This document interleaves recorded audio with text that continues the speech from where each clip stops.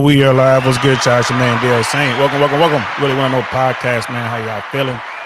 What's good out there, man? Happy Tuesday. It's Tuesday, right? Happy Tuesday, guys. Hope you guys are doing well out there. All is well on this end. Just doing what we do, making it happen. Enjoying school. My little girl's happy to be in high school, bro. She's just so excited. Just always got something to tell me. Papa, guess what happened today? You know what I mean? It's kind of cool. Like, I really enjoy it. So, we're going to talk about incels and femcels. They are two very, very different things, right? Not even the same dimension. Let's get into it. And we are live. What's good, y'all? Welcome. Did I really want to know podcast, y'all?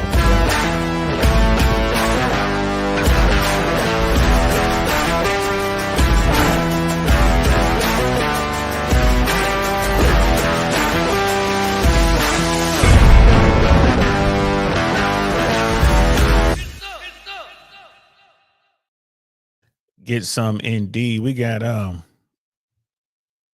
Based Oracle in the building doing this thing, man. What's good, Based?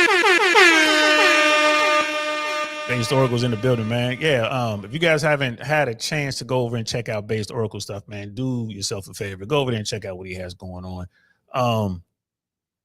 Good stuff, good topics, good conversations. Got some weirdos over there, but they're cool for the most part. He handles his weirdos with an iron fist. They get out of line, he boots them out of there. Every time, like, I think Base is up to around 700 subscribers. So he's due for a purge. He loves to go the other way. I think dude could be around 10,000 subscribers by now. But he just doing that Based Oracle thing, man. That marine math over there. But shout out to Base, man. I see you, bro. Dr. B84 in the building. OG, triple OG, fresh and fit fam. What's happening? The real doctor, guys. What's good, man? He's like, he's early. You know what I mean? He's like, this is a good topic. A lot of women confuse the two terms, but they are quite different definitions. Facts. I came on this. I stumbled onto this topic. Again, I was kind of going through, now that I'm watching a lot of Bree, the Woe Mannequin, Sister Bree. 3 years ago, she did a video and she's talking about this. Pretty good video. We're gonna react to it today. That's the third video we're gonna look at, on this topic. She was very comprehensive, so I was like, oh, you know what? I'm gonna end with that. I'm gonna start with a couple other ones. So I think it's gonna be pretty good. But yeah, from what I'm seeing, is they're definitely two different things. Brother Jack Black in the building was good, fam. It's like, I really want to know if you ever flashed and dashed back when you were a controller before Congress messed it all up. I never flashed and dashed. So again, whenever Brother Jack comes on here, we talk air traffic control stuff, and he's asking about flashing and dashing. He's asking about there was a program that exists now, but it's where controllers can basically fly for free on airliners. You fly jump seat. So when I got in '98, the program was just beginning to restart with the new contract. Wait a minute. Let me get it right. No, when I got in '98, the program was there. Then we had a new contract. That's when Bush got in the office. And with the new contract, they took this away. And then after all that, Obama got into office, we got a new contract and it came back. Something to that effect. Whatever. But flashing and dashing was what controllers did. They would just show their ID, basically, I'm a controller, and then the airlines would put them on a flight, just put them in a jump seat or just put them on a plane and whatever. So the answer to your question, bro, yes, that shit happened all the time. There were dudes in California who were these are regular controllers, just regular dudes who were in basketball leagues in Oakland. And what they would do, they would get off work, go down to the airport, flash and dash, fly up to Oakland, play their basketball game, flash and dash, fly back to LA. It was controllers doing all kind of stuff like that. And this is why management wanted to do away with the program, do away with the process and all this other kind of stuff. After 9/11, pilots are like, nah, we want controllers up here with us. Because the pilot's mind is like, that's one extra body to block that door. because they were worried about, crazy people trying to break through the door and take over the plane. So I never did it. There was one time when I flashed and dashed, and I was on my way to Aruba. And when I would fly back then, when I was an air traffic controller, I would always tell the crew that I'm an air traffic controller. Just say, "Hey, Captain, how you doing? My name is Dale Sain. I'm a controller at this facility.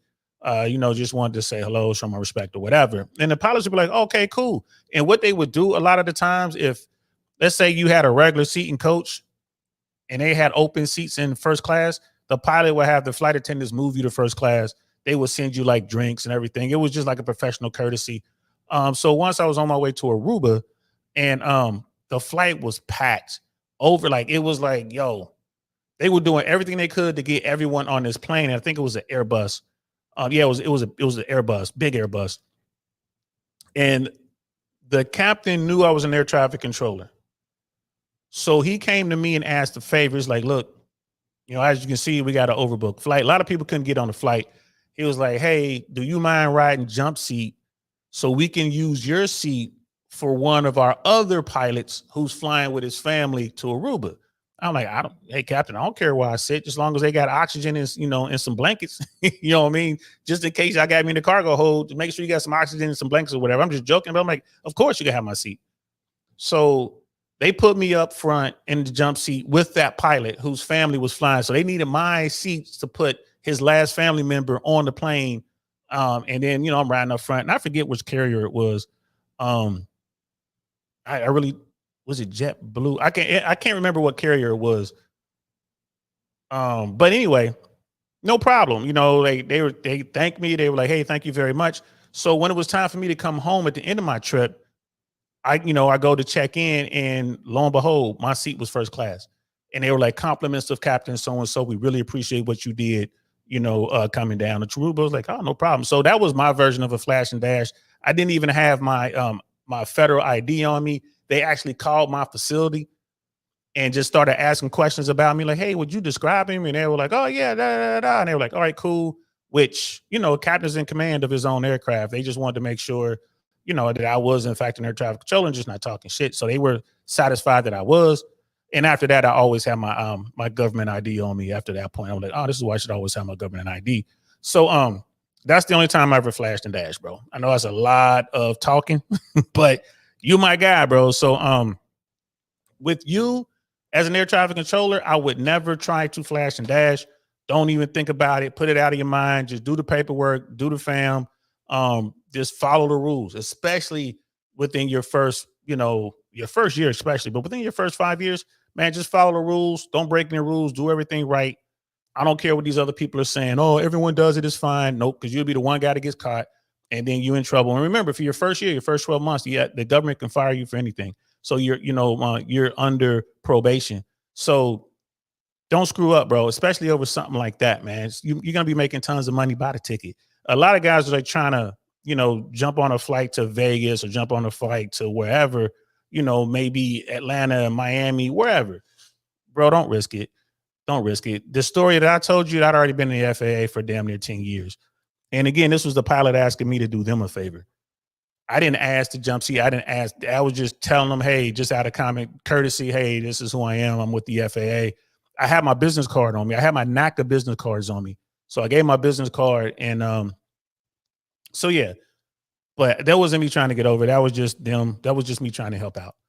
But yeah, man, don't be doing that. But that's not what we're here to talk about, guys. We're not here to talk about air traffic control stuff. I just like talking about that to brother Jack because I'm so proud of him, man. He's in ATC school. He's doing well, right? You're doing good, right? You still there.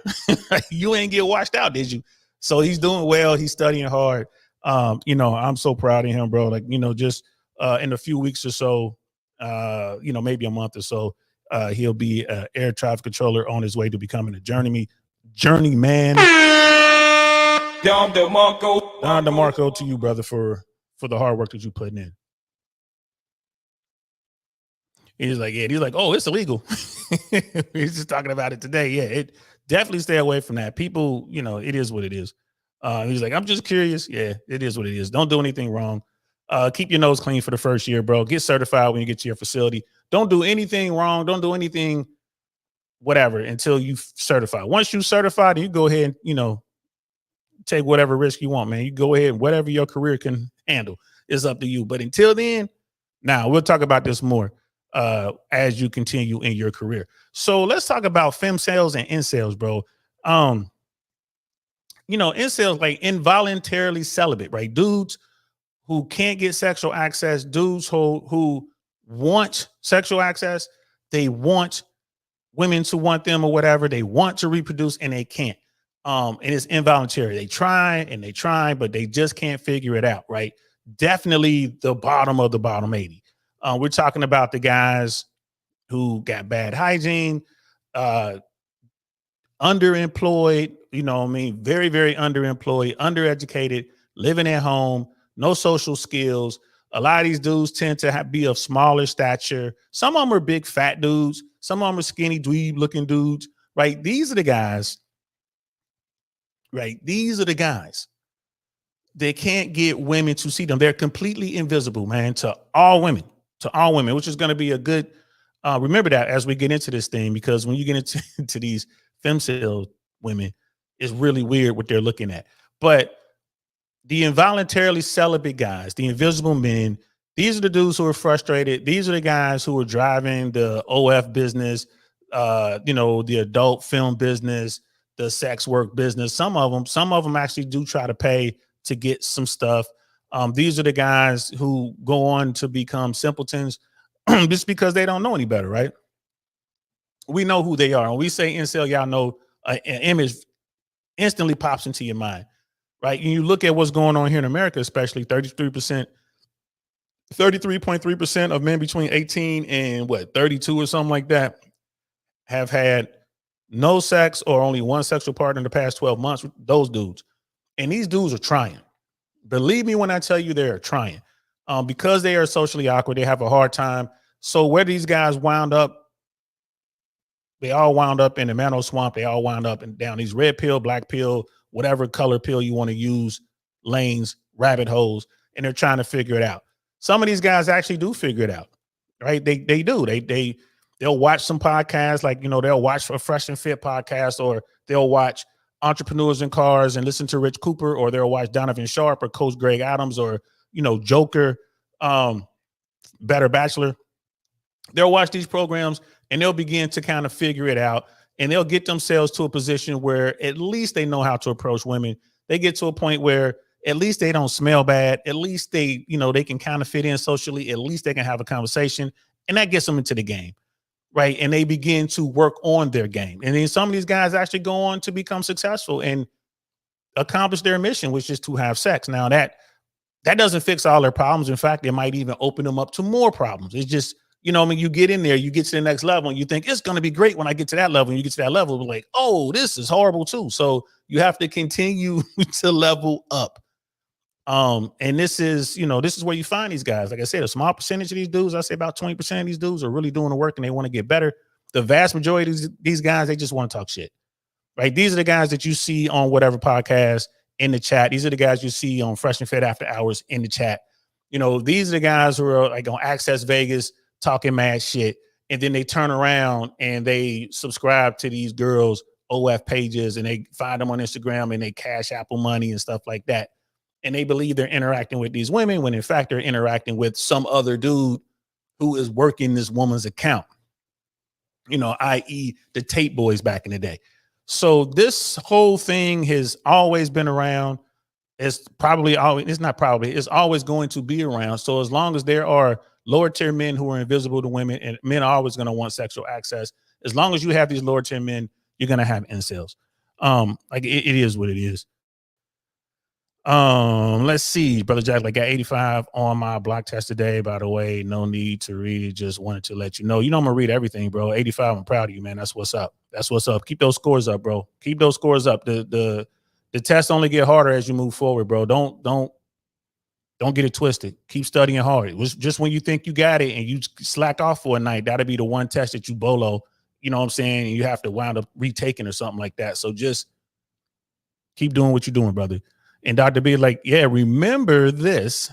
Females can get sexual access, but incels cannot. Facts. That is the key. That is the key difference between the incels and the femcels.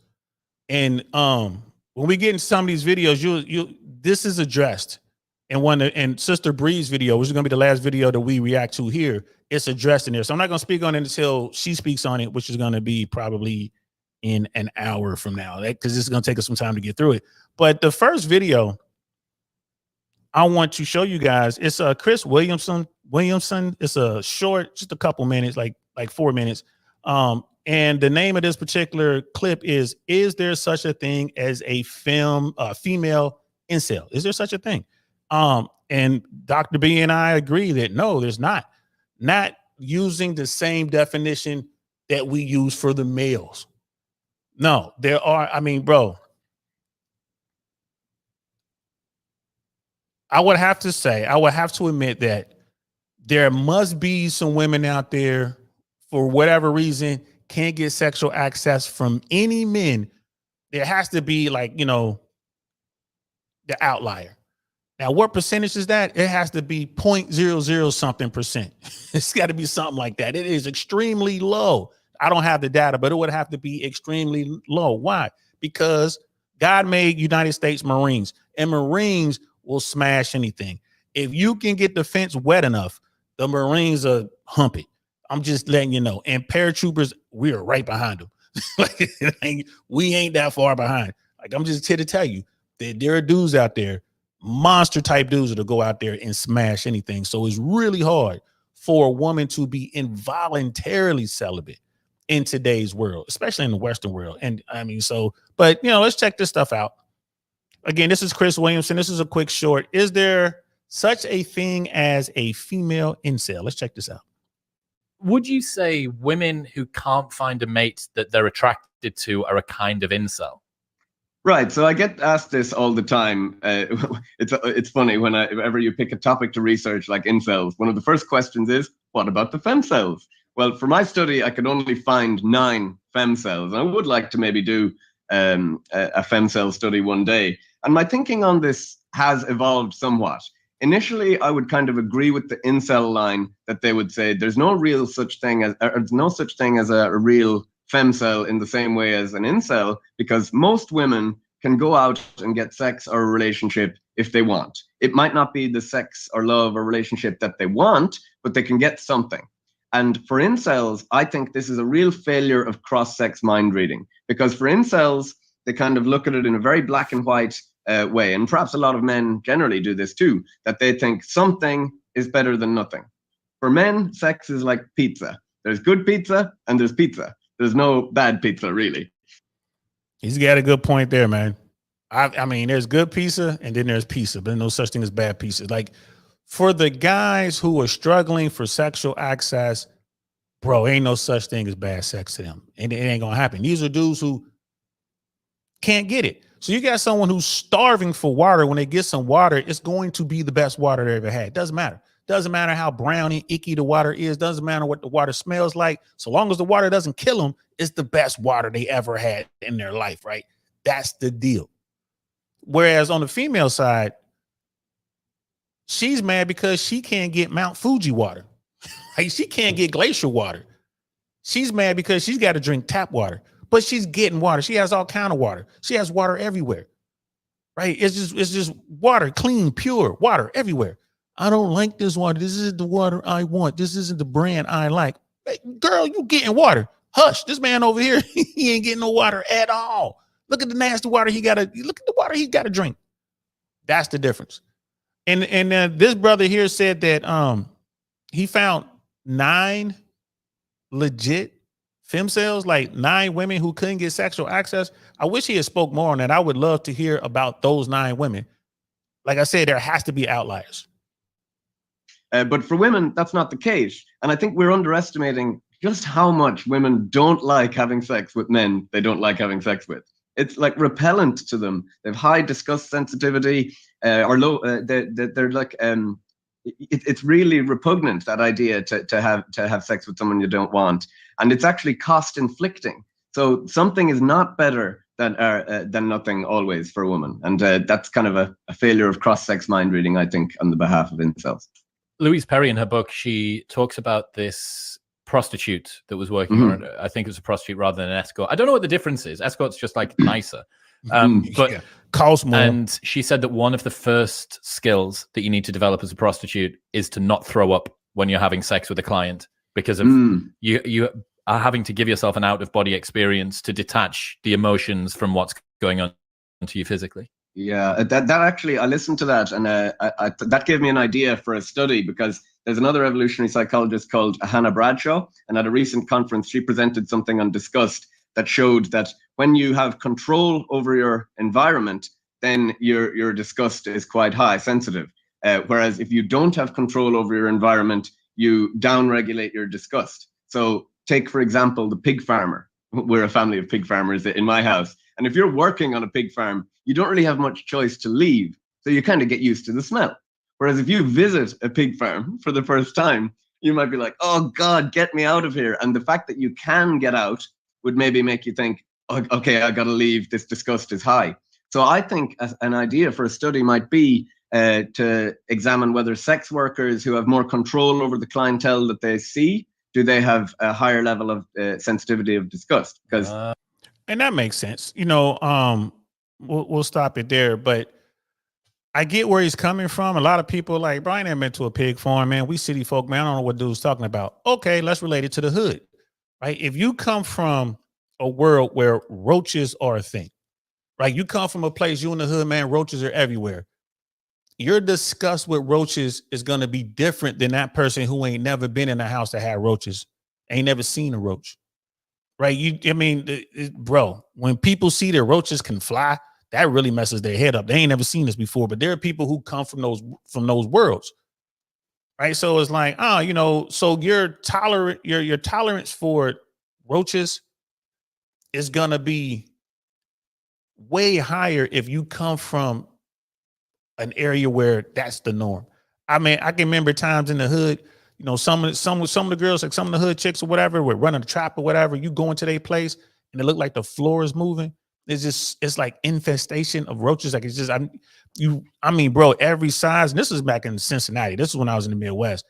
God, it was bad. Like you can't pour a box of cereal, like take a box of cereal and try to pour the cereal into a bowl and roaches be coming out of the box into, and you're pouring roaches out of the box because they're in the cereal, they're in the clothes, they're everywhere, bro. Like in the refrigerator, bro, they're everywhere. And you can't sit down, like they're all in the furniture. You go sit down and one comes out, crawls across you and stuff like that. Like that person has a real high tolerance for that stuff because they can't do anything about it. Like he was saying, like they're stuck in that life. They can't do anything about it. So when you take that person and you put them in a situation where they're living in a place that's not there's no infestation of roaches. You might see a roach maybe once or twice a year. That person's going to be like, oh, that's not a problem. They kill them, whatever. They're done with it. Spray some Raid. You know what I mean? Have somebody come and spray some, repellent or whatever that stuff is when you have the pest control people come. And they're good. But you take that person who ain't never been around roaches, you put them in that same place, and they see that one roach a year, they're going to go ballistic, man. They're going to be 100% caring. They're going to be on the phone. They're going to be in the office screaming at people. If it's their own house, they're going to be screaming at their neighbors. Where did these roaches come from or whatever? It's their tolerance for it is going to not be the same because they're not used to it. And they can control that environment. Like, I never want to see one again. Like, they can control the environment. So I get what he's saying. So when you're looking at, because it went from the topic of not being able to have sexual access to the opposite sex to being disgusted by the people that you actually choose or choose you. And then, you're talking about the pros and, brother Chris, like, what's the difference between a call girl and a regular streetwalker? Probably a couple $1,000s. You look at these women who go yachting, you look at what's going on with these Instagram girls and these OnlyFans chicks. That's all sex work, bro. So if you want to get an OF girl to come holler at you, you're probably going to spend $5,000. Whereas if you just driving down the street in LA or Vegas or Atlanta or whatever big city, you probably get it, and you want to get you a working girl, it might cost you $20, $100, right? So the differences in the price and the quality of the woman. A lot of the like the call girls or whatever, they provide experiences. You can hire one of them to go to an event. They're going to clean up nice. They're going to wear nice clothing. They can hold conversations. They're not going to embarrass you. Kevin Samuels spoke on this. He was saying he went to an event with CEOs from his corporation or whatever, and he brought a call girl with him, and it really helped him with these powerful men. Especially when the men realized, oh, he's just cool with her. And they were like, man, that's smart that you brought her, because she knew a lot of the dudes. A lot of the dudes were her clients. So the guys were worried at first, and they realized, oh, this guy's cool. Yeah, now he's got it in. He could talk to him. They open up to the guy. And mostly because they're like, well, shit, you got information. You got dirt on me. But he's like, man, I ain't trying to get dirt. I just wanted to bring her because I needed someone who's not going to embarrass me. This is a very important networking opportunity for me. So I brought her. And they can't say anything negative about her because all the other people are going to say, well, how do you know she's a call girl? How do you know she's a high-end call girl? How do you know she charges X amount of dollars, right? So it was a win-win for him. You know, rest in peace to Kevin Samuels, but he spoke on that. So that's the difference between a streetwalker and the high-end women. So what I'm noticing, and it's here, like Dr. B is talking about it right here, man. The female wants a particular guy, but men are happy with almost any woman. That is a fact. He was like, remember, you know, like you said before, females, like femcels, can get sexual access, but incels, the males, can't. Brother Pitney's in the building. What's good, fam? Those handful of femcels are probably permanently disfigured in some way. Even then, I mean, yes, it could be something there, or they could be like gone mentally, like really crazy. You know, that's another thing too. Like, well, you come across a person who's like really gone, but they're beautiful, they're cool, they seem normal until you sit down and talk to them, and it's like, oh my God, she is absolutely insane.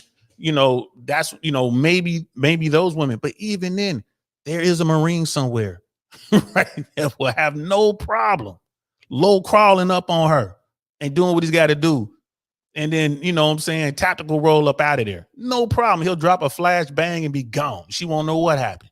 So there's definitely a difference, but I feel you, bro. You know what I mean? Dr. B, like, the only thing is the femcels can't get commitment from the men they really want, right? That's what it boils down to. So it's definitely two different things. I think they need to change the name. So this next video we're going to watch, this is Destiny and some woman, I forget her name, Kidology. I don't know who this woman is. But she was talking to Destiny about this, and I just thought that, you know, this was perfect. Like, you know, like, shout out to Destiny, because it demonstrates how illogical the argument is from the female side. It's like, you are not the same as men who are involuntarily celibate. You got to hear what this woman was saying. It blew my mind. Let's check this out. Somebody said Destiny confront her about calling herself a femcel. You call yourself a femcel? A femcel? No, not at all. I think we know these. Oh, I think this has to do. No, I'm not a femcel, but oh yes, about being involuntarily celibate. Basically, is that what they mean?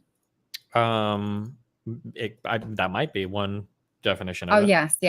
Well, I've made a few videos about being involuntarily celibate, and that's, again, this isn't as big as it was made out to be. I was basically Wait, hold on. to Do you claim that you're an incel? That I'm involuntarily celibate? Yeah. Yes. So right off rip, even Destiny with all his blue hair, it's like, what are you talking about, lady? This is a very attractive woman. She's from UK, I would imagine, so she has an English accent. You know, beautiful skin, like, she's a brown hottie. You know what I mean? In my opinion, like, she's fine. So she's claiming that she can't get sexual access from men. Like, we know that's bullshit, bro. Like, we know that. I mean, saying something like that, bro, As soon as I saw this, the only thing that was in my mind was, I didn't know they stacked shit that high. for real, I did not know they stacked shit that high. I can't believe you fixed your mouth to say some shit like that. And because you have an accent, you sound smart. But once you listen past the accent, it's like everything you saying right now is extremely stupid. I ain't gonna lie. I gotta keep it 100. Gotta keep it 100. I am the single ones in the building. What's good, sis? Sister, I am. Hey, make sure you guys are going over there and check out her platforms, man. I am the single one, and on a spot live. I called her not too long ago. I called Sister I am doing a video about how some dude tried to call her out saying you can't buy a decent property in the Chicago area for less than X amount of dollars. I forget how much money it was. And she went and showed how you can, in fact, buy a bunch of properties for under that price point. Sister I am, what was that price point again? It was a really good video. In fact, if you hear Sister I am, drop that link to that video in the chat so they can check it out. And then we went on and have a talk. She had me drop all the tea about what happened at the yacht party. And we talked about what Fresh and Fit is doing with their networking platform that they've created. This is a worldwide platform. We talked about that. But the best part about that video was the property in the Chicago area. Extremely affordable.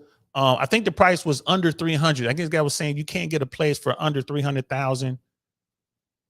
Under 300,000 in Chicago. Maybe it was lower than that.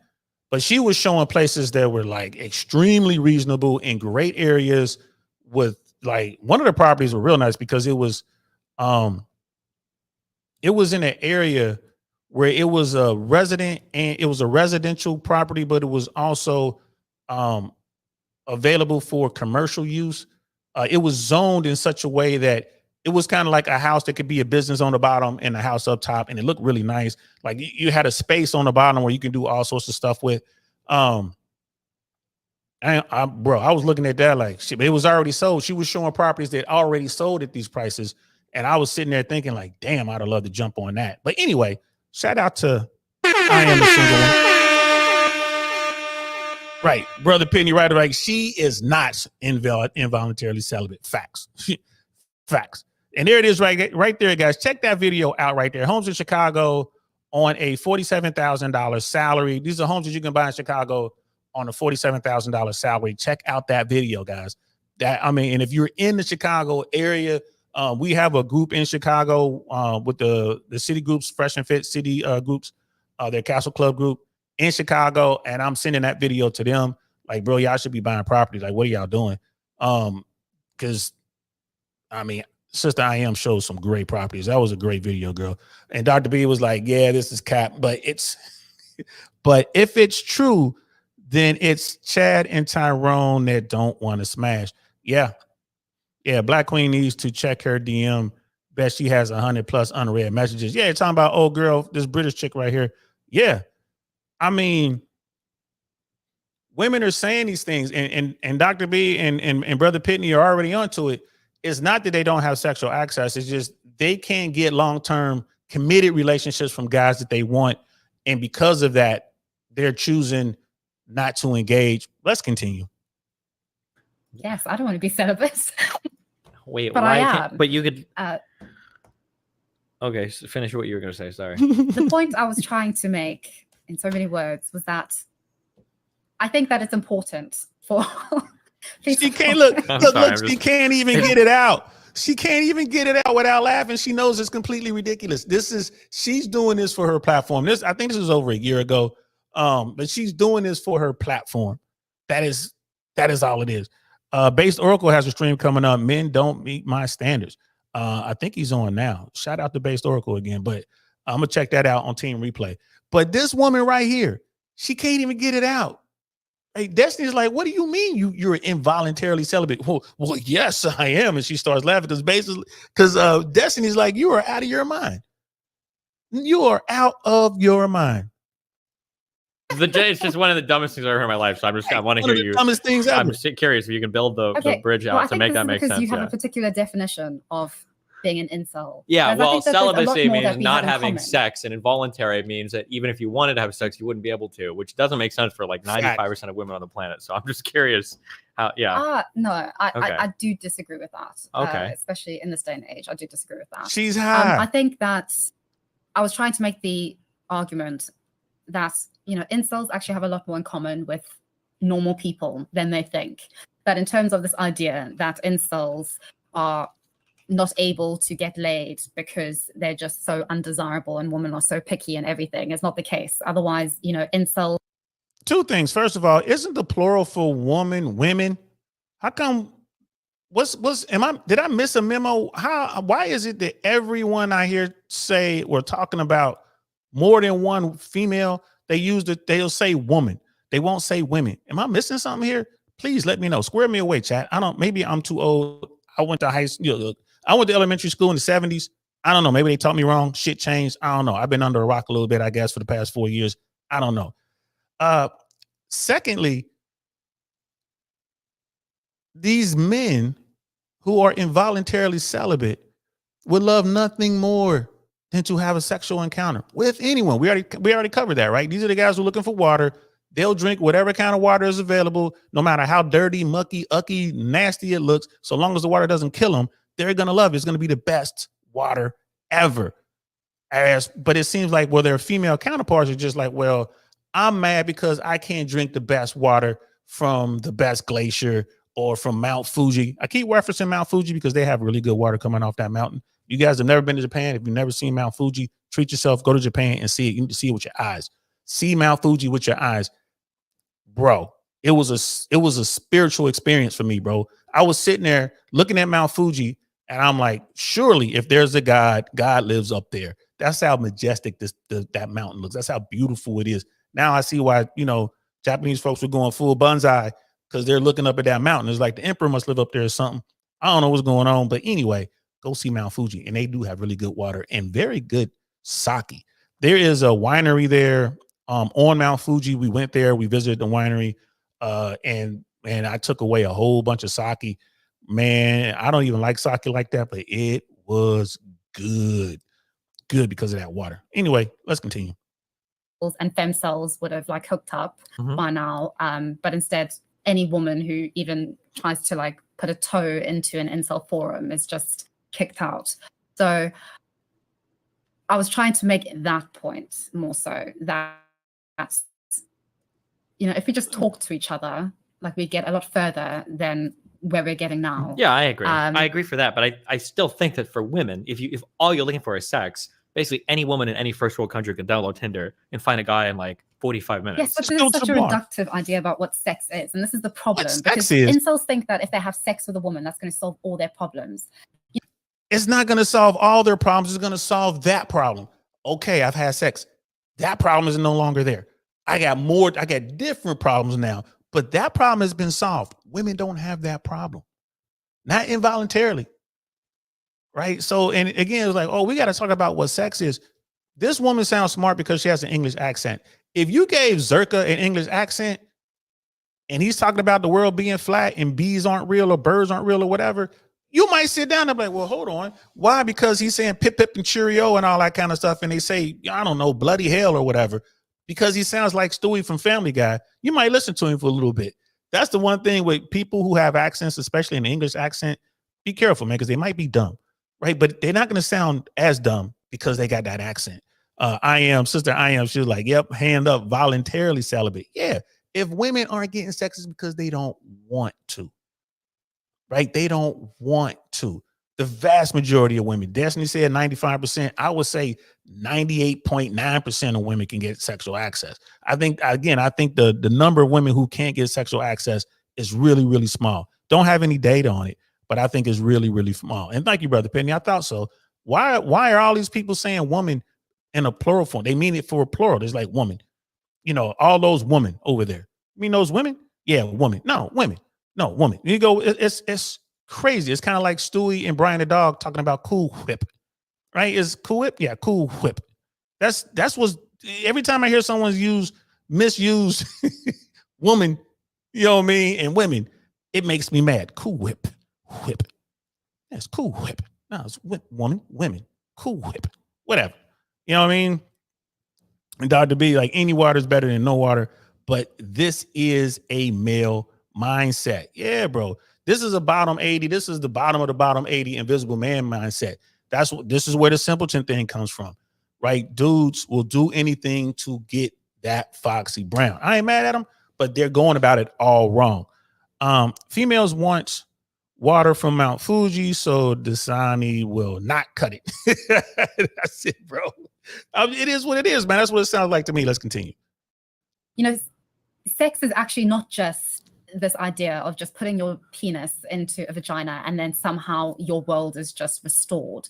Like, it's a lot of communication, talking, understanding the body and the physicality of the specific individual. Yeah, it's I don't disagree. process. I don't disagree with any of that. But you'd be a volcel. You're voluntarily celibate, Yes. right? Say if it you wanted again. to just bang somebody, it would be easy to do that.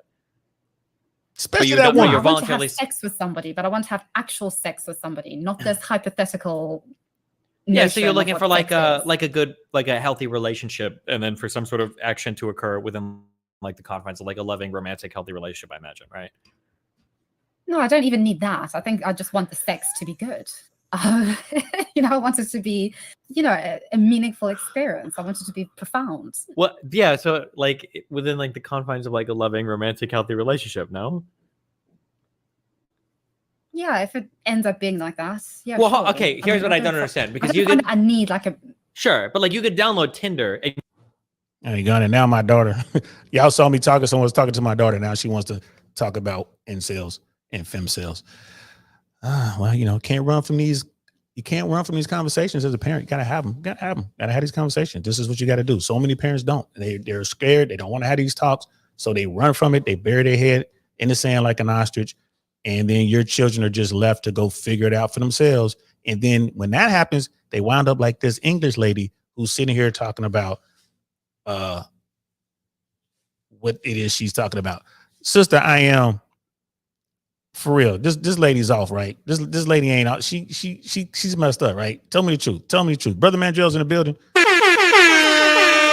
What's good, Brother Mandrell? Is there such thing as a female who is involuntarily celibate, Brother Mandrell? What are your thoughts? Is that a thing? Can that even be a thing? Sister, I am. Say, here's the thing. As a woman, we can't have sex with just anybody. It's actually worse than being an incel. Okay, cool. But here's the thing. As a woman, there are plenty of people who want to be with you. I understand that you have to choose wisely. I get that. So there it is right there. What you said, voluntarily celibate. Yes, get it. Makes sense. But to say that you're involuntarily celibate, like this chick right here, she's absolutely wrong. It's not just her. It's a whole sub group out there that believes this. I get it. As a woman, you want to be very, very choosy when it comes to that sort of thing. You don't want to just give yourself up to just any old body. You know what I mean? There are women out there who don't care. And that's that as well. Like, hey, they doing their thing. They want to smash whatever they want to smash. They're doing their thing. They're living their best life. They're having their 304 phase. And then on the other side of that, they'll go back to being conservative or just being a good woman. Cool. If you want to do that, fine. Ladies, if you do that, if you're out there smashing a whole bunch of dudes, keep it in the closet. No pictures, no video. Remember, plausible deniability only works when there's no proof. If there's proof, i.e. you got an OF or, you know, you got videos up on the cloud that you had on your Instagram where you doing a bunch of dudes or you saying you smashed a bunch of dudes, well, that's going to hurt you down the road. But even that woman is not going to be involuntarily celibate, right? It's always going to be dudes who want to smash. So and Dr. B, right, voluntarily celibate, perfect. And Dr. B agrees. Yes, the vast majority of women who aren't sexually active is because they choose not to be. They choose to be celibate, whereas the male counterpart, he's trying to get on wherever he can get on and he can't. you could have like 1,000 guys in your DMs tonight, right? Yes. You could probably find like good sex. If you're looking for good sex with one of them, I would imagine, right? Good sex. I don't think so. No. She's no, high. I don't think good sex. I want the I think weed just she based smoked. on my particular situation. Like I haven't had sex in years. My last sexual. Look, she's trying not to smile. She's trying not to laugh. This is all for the camera. This is all for the viral moment, which she got, by the way. She managed to get the viral moment. Hell, look at, we're talking about it a year later. So she managed to do what she said. She managed to get that moment. Do I believe her? I don't believe her. I kind of was like just kind of going through my feed, and the algorithm started shooting me a whole bunch of her content.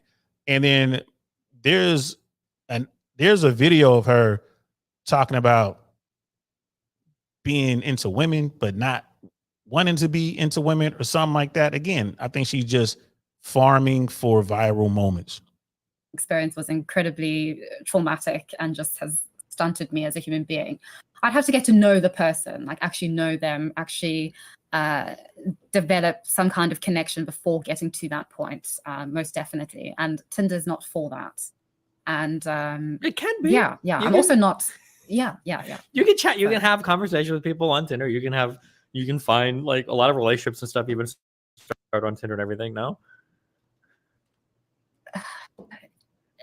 Not a real conversation. I'm sorry. I don't. Yeah. I feel I'm like a Luddite. Maybe it's just because I just came to the social media smartphone game a bit late. But in terms of the conversations that I've had on dating apps, it's really it's a market. That is what it is, and it's not something that I think sex should be in. It is a market, love, as they say over there. Oi, love, it is a market. It's the sexual market, the sexual marketplace. That's how it's always been. That's how it's probably always going to be until we get, cyborgs. And even then, it's going to be a market with hard numbers. So, I mean, it just, I said hard. It's just one of those things. And Brother Pitney, you're absolutely right. You're right, man. There's nothing worse than being an incel. Like, she's crazy. You just like doubt it. Like, some incels do crazy things like fire projectiles into institutes of learning with little humans inside. Yes. Or climb on top of buildings and take, what I mean? And take shots at former presidents of the United States of America. Right. That's Brother Mandela, she's not being honest. I think she's farming for viral moments, and she did a good job. Dr. B, same thing that Brother Penny's talking about. And Sister I Am, she's like, for most women, sex sucks outside of the context of a loving, secure relationship. Maybe, we will have to, quantify what most is.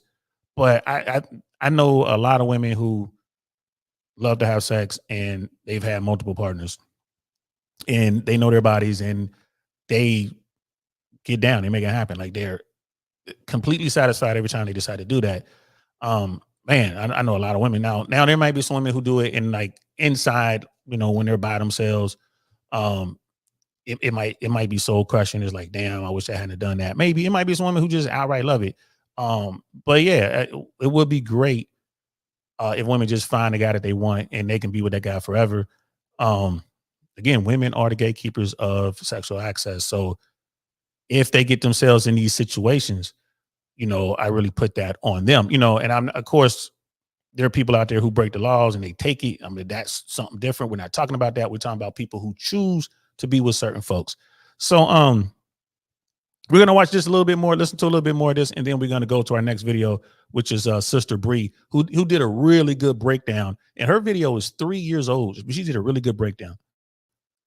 Hence my sort of opinions on pornography. I think that sort of creating a market around our intimate relationships and our private lives is what really undermines just everything in the long run. That's the oldest profession in the book, though. That's always been around. I don't think starting off from that foundation for the majority of people is a good thing. I don't think it's good for us to have so much access to so much potential choice. I think at the end of the day, it's just a false perception of having a lot of people and a lot of potential. It's like having 20 brands of the same ketchup. It's like, what do you choose? It just becomes more overwhelming than anything else. And 20 brands of the same ketchup. Which one do you choose? The guy who's never had ketchup doesn't care what brand you give him. He just wants some ketchup. 20 brands of the same water. Which one do you choose? The guy that can't get water doesn't care. Just give him one.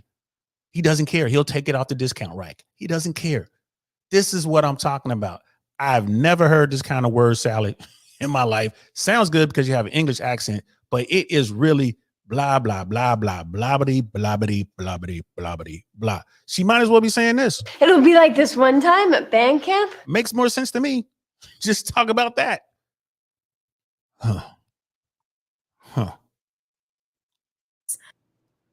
Yeah. Yeah, I mean, don't I think it's a good understand thing. what you're saying, but I feel like when I look at things like Tinder dating apps, like aren't these just formalizing markets that have kind of existed historically already? So like for Yeah. instance, like when you go to like school or when you go to like work, like everybody's kind of like talking here and fucking here, and there's kind of like this is like the cool Chad guy, and this is like the hot Stacy person, and this is the shy. Like, don't these kind of things like exist kind of naturally anyway? I mean, like, do you Absolutely, they do, bro.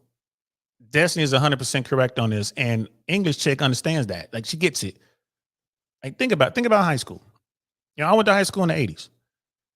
We had the cool kids, we had the jocks, we had the thugs, we had the artist kids, right? We had the dweebs, the nerds. Normally were the white kids because I went to a predominantly black school. But even every subgroup had their little hierarchy there, and every subgroup had their own little alpha, right? They had the people who were the leaders of the group. And every subgroup, when I was in school, were dating and hanging out and doing their thing. Even the white kids that we barely saw were walking around with their Megadeth t-shirts on and their long trench coaches, long trench coats, and holding hands. And the goth girls were doing their thing. And right, so that subgroup of the sheep of our school, the food, the scared kids, within their subgroup, they had structure, and they had the people at the top. Right, you had the one dude, the one cool nerd kid was getting on with all the chicks in the group. They were doing their thing. And that was going on with every group, and that goes on in America, everywhere in the world for that matter. That's how it works, right? So what little shorty's talking about is crazy to me right now, man. Like the subgroups have their own little leadership. They have the cool kids within their subgroup. It all breaks down. Even though you guys are the nerds over here, they're still the coolest nerd over here. King Nerd is still getting on with the hot girls in the group of that group if they want. Like the girls still have that choice. They're gonna gravitate towards that. And some of these groups, if you hot enough, you know, one of the jocks might holler at one of the people from the nerd group, one of the girls. And once that happens, they status level up. They level up, right? The some cute cheerleader might, you know, jump on to one of the band kids, one of the nerdy kids. When that happens, his status jumps up. But I mean, still, it just, we have our structures within our subgroups. She's out of it, bro.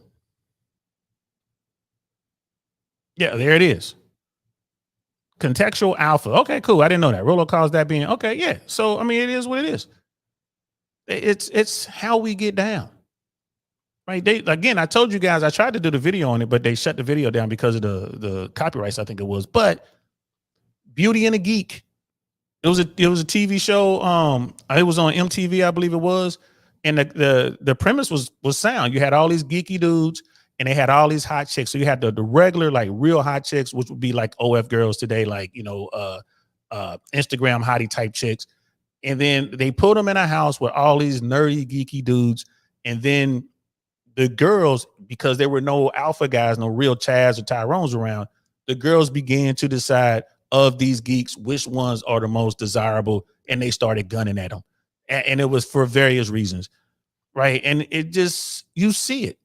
People adjust to their situation. And in a situation like that, you got these nerdy dudes, and then like the hottest nerd, the girls start liking the hot nerd until they bring in regular guys. And once the regular guys come in, it's a wrap for the nerds, right? You can watch this on TV. It's called Beauty and the Geek. Like, check that shit out. do you think that Tinder makes it that much more meaningfully different, or? Oh, yes, definitely. Because this isn't just your school. This is every single school within your region with even more people, even more possibility. And this is also people's profiles. You're effectively determining if you want to have sex with somebody's photograph and a very short bio. It's basically somebody trying to sell a product to you. It's not. And then the conversation kind of spun off into a different direction. But the bottom line is, this woman right here, the British lady right there, she is not involuntarily celibate. She is voluntarily celibate. She doesn't want to deal with the options that she has. And she went in, like she did another video, a follow-up video to it that I looked at, but the word salad was so intense. I'm like, you know what? Now we're just going to react to the one with Destiny, because when it was just her talking, she really sounded dumb. Really sounded dumb. And a lot of these guys, like the dudes who are in this world, the guys who really are involuntarily celibate, they see this and they get real upset. It's like, damn, we can't even have this. Like, y'all won't even let us have this. You guys are trying to do a spinoff. Like, this is a horrible place to be. Like, I can only imagine what these guys are going through. Like, that's got to be a horrible place to be. Like, these guys have so many issues. They're in such a hole that they got to climb out of this hole before they can run the gauntlet to go up the mountain. Like, they're so far behind. And then they look up and it's like, well, here are these women that come out of nowhere saying that they can't get any. Nah, that's not, no. These dudes, I get why they're pissed. So we're gonna check out Sister Bree, the Womanican. She has a video, and this is the video that actually inspired me to do this. I was watching this, and again, this video is 3 years old. So you notice her hair isn't red, all the way red. It's just like red accents and like red on the tip. So and we were reacting to her yesterday. I kept trying to figure out if she was using filters on her show. I'm convinced she was not using filters. She just puts on makeup and then her light. Because I was kind of looking at it and I'm like, oh, you know what? What I'm seeing, the glow, the halo effect is from her ring light. Like, I have a ring light right here and I have another light. It's like a rectangle light. The ring light I have to turn down. Both lights I have to turn down. But if I turn them up, it just makes me look glowy on this camera or certain cameras. And that's what I was looking at with her. I'm like, I don't think that's a filter. And it wasn't. And after watching this video, and again, this is a video from 3 years ago. She was about 30 years old when she did the video we're about to watch. Bree is a very attractive woman. Hands down, period.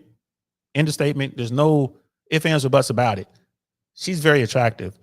But she even says that she can't have relationships. Like, she's single and it's not by choice. I thought she said it was by choice. And I went back and looked at the thumbnails. No, she actually said she's single and it's not by choice. And that I have to call cap. I have to call cap on that. Like, nah, sis, nah. You can get a guy. You just don't like the guys that are coming your way, which is what she pretty much said. She was like, yeah, I just don't like the dudes that are coming my way. So, shout out to her for keeping it 100.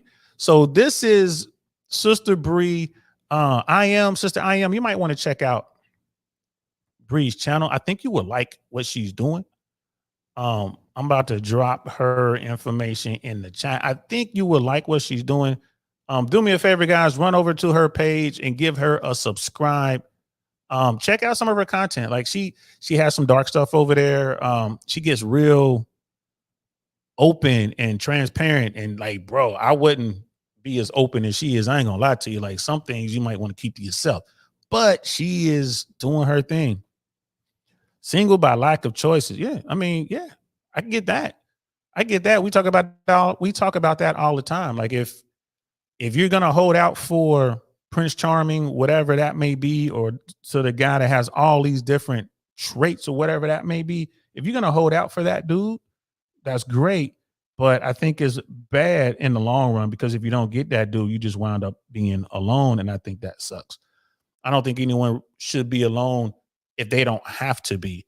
And like, holding out for the hero, holding out for that. There was a song like, I'm holding out for a hero. I'm holding out for a certain type of dude. He's got to be strong, and he's got to be this, and he's got to be, it's, God damn it.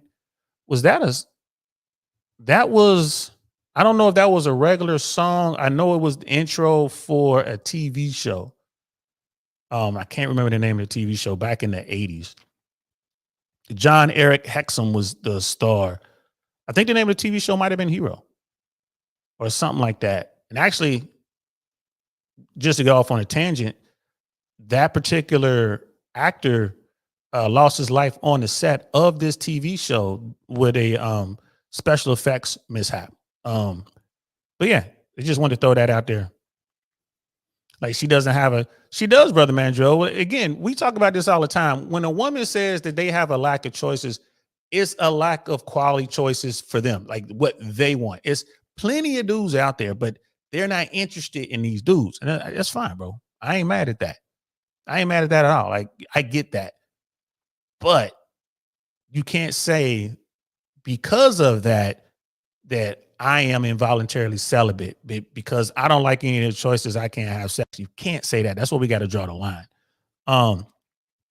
And Dr. B was like, to go deeper, this just shows how much harder it is for men to initially get female attention, whereas women get it more automatically, even if it's from men they don't like. That's a fact. That is a fact. It is way harder. Again, that's why it takes game, understanding, and work. Men have to work on it. Men have to become the best versions of themselves. Men have to get out there. If you want to be seen by a woman, if you want to be seen by a woman, should I say a women? But if you want to get seen by a woman, you got to do the work, bro. You have to have these qualities. There's certain qualities that women want. And bro, you're going to have to really work on a lot of stuff, man. We talk about it all the time, man. You're going to have to be witty. You're going to have to be socially in tune. You're going to have to be physically fit to an extent. Like, you don't have to be a super Chad, but you know, you can't be obese. If you are obese, you're going to have a whole lot of money. Like, and even if you do have a whole bunch of money and, you know, you fit all these other things, you got to like puppies. You got to be able to crochet. You got to watch female TV shows. You know what I mean? You got to watch a bunch of, you know what I mean, like A&E movies. Bro, it's a lot you got to do just to be seen. Doesn't guarantee you any sexual access. Just to get you in the game, bro. That's a lot you got to do. And it is what it is. I need a hero. Thanks, Brother Mandrill. Yeah, I need a hero. Like, listen to that song. Like, and that song from back in the 80s, man. None of this stuff is new. None of this stuff in the manosphere, red pill world, none of this stuff that we're looking at now, none of it is new. This has been around since the beginning of our species, since we figured out how to walk on two legs and made fire. This has been a thing. It's just as technology grows, you know, as we grow as a society, it becomes harder and harder for those dudes at the bottom. You know what I mean? It is what it is, brother. Page, like, women can't be incels, but they can be insings, involuntary single. But they need to be post-wall to be a true involuntary single. I can see that. I can see that. And we talk about wall. Like, you look at this picture of Sister Bree right here. At this time, when she filmed this was 3 years ago, she was 30. Man, she looked like she's in her 20s. That's when people talk about the wall. Like, bro, you have no, well, Bree hit the wall. Like, has she? Really? She's still in the game. She's very much in the game. I think the wall is going to come for her a little bit later. I think the wall part for her is wanting to have kids. Now she's 33 years old and she says she still wants to have kids. It's like, now we got a problem. You know what I'm saying? Now that's when, you know, Houston, we have a problem. But if she didn't want to have kids, I think she would be very much be in the game for the short-term dating strategy stuff. You know, just having fun, hooking up, doing what you want to do, because she is still pretty. Like, she's very, very attractive. She has a very nice body. She's very pretty in her face. She's good with her makeup. She's fun, you know, just based on these videos. But you're talking about getting that long-term relationship and having children. Now you're behind the power curve. So let's get into it. Let's check out yeah, please like the video. Thank you, sis. I'd be forgetting to say that. Please like the video. Let's get into this video. Again, this is Bree, the wool mannequin, talking about female involuntarily celibate women.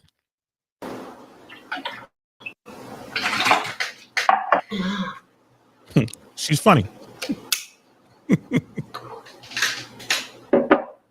Hello, my name is Brianna, and today we're going to talk about Femcels. What was that? Stem cells? No, Femcels. What? Incels? No, Femcels. So my setup is a little different today. Not that it matters, but I'm here at my desk. Also, am I too close? I feel like I'm too close. You don't want to be this close to me, right? I am also very distressed by how vampiric I look. Probably also didn't want to see those skin cells on my face. Skin cells? No, we're talking about Femcels. People don't have to stop messaging me while I'm doing this video, okay? That's very rude. So what is a Femcel? It's likely a term.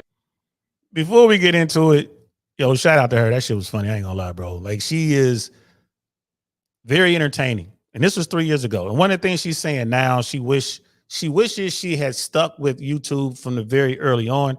I thought she's been doing this for like 5 years. She's really been doing this since like 15 years. I think she said she started doing her first video when she was 19 or something like that. So she's been doing this for a very long time. But she would come away from it. She would stop and then come back to it and stop and come back to it. Now, like, she just, you know what I mean, the algorithm loves her. Her subscriber count shot up. She's in the 10,000 plus range, and her videos are just to the moon right now. Like, she's got a couple videos with hundreds of thousands of views. I think her average view count for the past 4 or 5 videos is around 10,000 views, something like that, maybe 15, 20,000 views. So she's doing really good. I hope the algorithm continues to love her. I hope she continues to grow, and I hope she's, you know, starts making big money, because I think she's funny. I think she's really funny. Anyway, let's continue. Met you. I'm not going to make assumptions about you. Have you heard of it? Let me know right now. Stop the video. Tell me what you think in the comments, what a femcel is, before I even say it. Here's the word, femcel. There you go. What do you think it is? Okay, did you put it? Awesome. Let's go. So the word femcel is derived from the term incel, which means, according to Simple English Wikipedia, involuntary celibacy, which means being unable to get sex or a romantic partner. That's the part right there. Who made that change? Involuntarily celibate. We understand the 2 words. You're celibate and you don't want to be. It's involuntary. But when they added that last little bit, people who can't get sex or can't get relationships, who added that? Who added that? That's not part of it. That the relationship part has nothing to do with you not being able to have sex. You can have very long-lasting, meaningful relationships that are non-sexual. Happens all the time. Happens all the time. You can do that. You can do it. There are people who can't medically, you know, like for you know, medical reasons, can't have sex. So you can do that, and they fall in love with people who love them back and whatever, and they work around that. Like, you know, I guess there's other things you can do. But they work around that. So who added that part about relationships and why? Right. And that's my big thing. So, and Dr. B was like, yeah, that's primarily the male definition. Right. Except for that last little bit, the relationship part, which is the female definition. Like, I think they were able to tag that on there. Why would they do such a thing? Let's continue. The or part is important here. I will discuss later, but that is Wikipedia's definition of an incel. So a little history on the subject. The term incel is usually used to describe men, but fun fact, it was indeed invented by a woman. So according to nearly everywhere I looked on the internet, incel was originally coined by a woman only known as Alana, somewhere in the mid-90s, when she started the website Alana's Involuntary Celibacy Project. Originally, she had shortened it to Femcel until somebody, rightfully so, pointed out how freaking awkward that was on the tongue, which then she turned to incel. Like, maybe the person suggested incel and she was like, yeah, let's go with it. But at that point, the term incel was officially born. According to an interview that she did with BBC.com in 2018, the word incel used to mean anybody of any gender who is lonely, had never had sex, or who hadn't had a relationship in a long time. Sorry, a helicopter. Again, why tack on the relationship part? One has nothing to do with the other. Quick side note, watching this again, this was 3 years ago. I think Bree could have had a really good, Brianna, sister Bree here, could have had a really good career in media. She has the look. Definitely could have been in media. Still can if she wanted to. Maybe even doing reviews of like movie reviews, book reviews. She's very creative. She's like an artist. So she wanted to be a graphic artist. She has a bunch of stories she wanted to tell. Maybe she should just review graphic novels and stuff in that genre. If I could ever get the sister to hit me up, because y'all know I'm reaching out to her because I really want to interview her, I will definitely let her know. And maybe her people are watching this. Hey, if y'all cool with Brianna, clip this, send it to her. Maybe she should try that. She should, you know, every now and then review a good, you know, graphic novel, the art and the story. She has the chops for it. She's a writer, and she's an artist, and she has the look. Just saying, that's free. I get that to you for free. Not for free. I'll get that to you, but I just need you to do the interview on my platform. That's it. How about that? That's the equal value exchange there. Yeah, brother Penny, I'm with you, man. When people distort definitions like that, it makes it hard for us to just agree on anything. Let's continue. So in the 20 years since then, the term incel has been mostly used to describe men who aren't able to find a sexual partner due to appearance, social awkwardness, and overall lack of game. But it also can refer to people who have disabilities that impact their social skills, such as autism or some type of disfigurement. Can we say that? Can I say disfigured in 2020? I don't know. I got to keep up with these new PC terms. I would look it up, but I'm not that woke. So a femcel is basically just a female involuntary celibate, even though the term was originally invented by a female. So we're going to dive into the world of femcels. What defines a femcel? And the reason they're locking on to this term is because of the relationship part. It's the relationship part. And then what she's going to do is she's going to show the war between the incels and femcels. Let's check this out. Femcel, like at what point should a person be considered a femcel? Well, let's ask them. According to some response to what makes a femcel via the True Femcels Reddit. Yeah, so I just picked out some of the ones that I thought stood out. Bougie, place. So I found these responses. It's women who don't want to be pumped and dumped by people and want meaningful relationships. It varies from person to person, but femcels generally are unattractive and or can't find a male partner. In essence, femcel can also simply mean desires a meaningful long-term relationship and does not have one. So, according to the definition from before, unable to get sex or a romantic partner. So that seems to fit the bill, right? I mean, if we're using that, then you could probably argue 85% of women in America, right, or in the Western world, are femcels. Like even women who have relationships, they're involved in committed relationships. They're in a relationship with a guy that they really don't want to rock with. So is that a femcel? Because they're not really happy? No, because no, if you're in a relationship, you can't claim it because you're in a relationship. So you have to want a relationship. So you're refusing to get in relationships with just any old body. So that makes you a femcel, I guess. Sister Michelle's in the building. What's good, sis?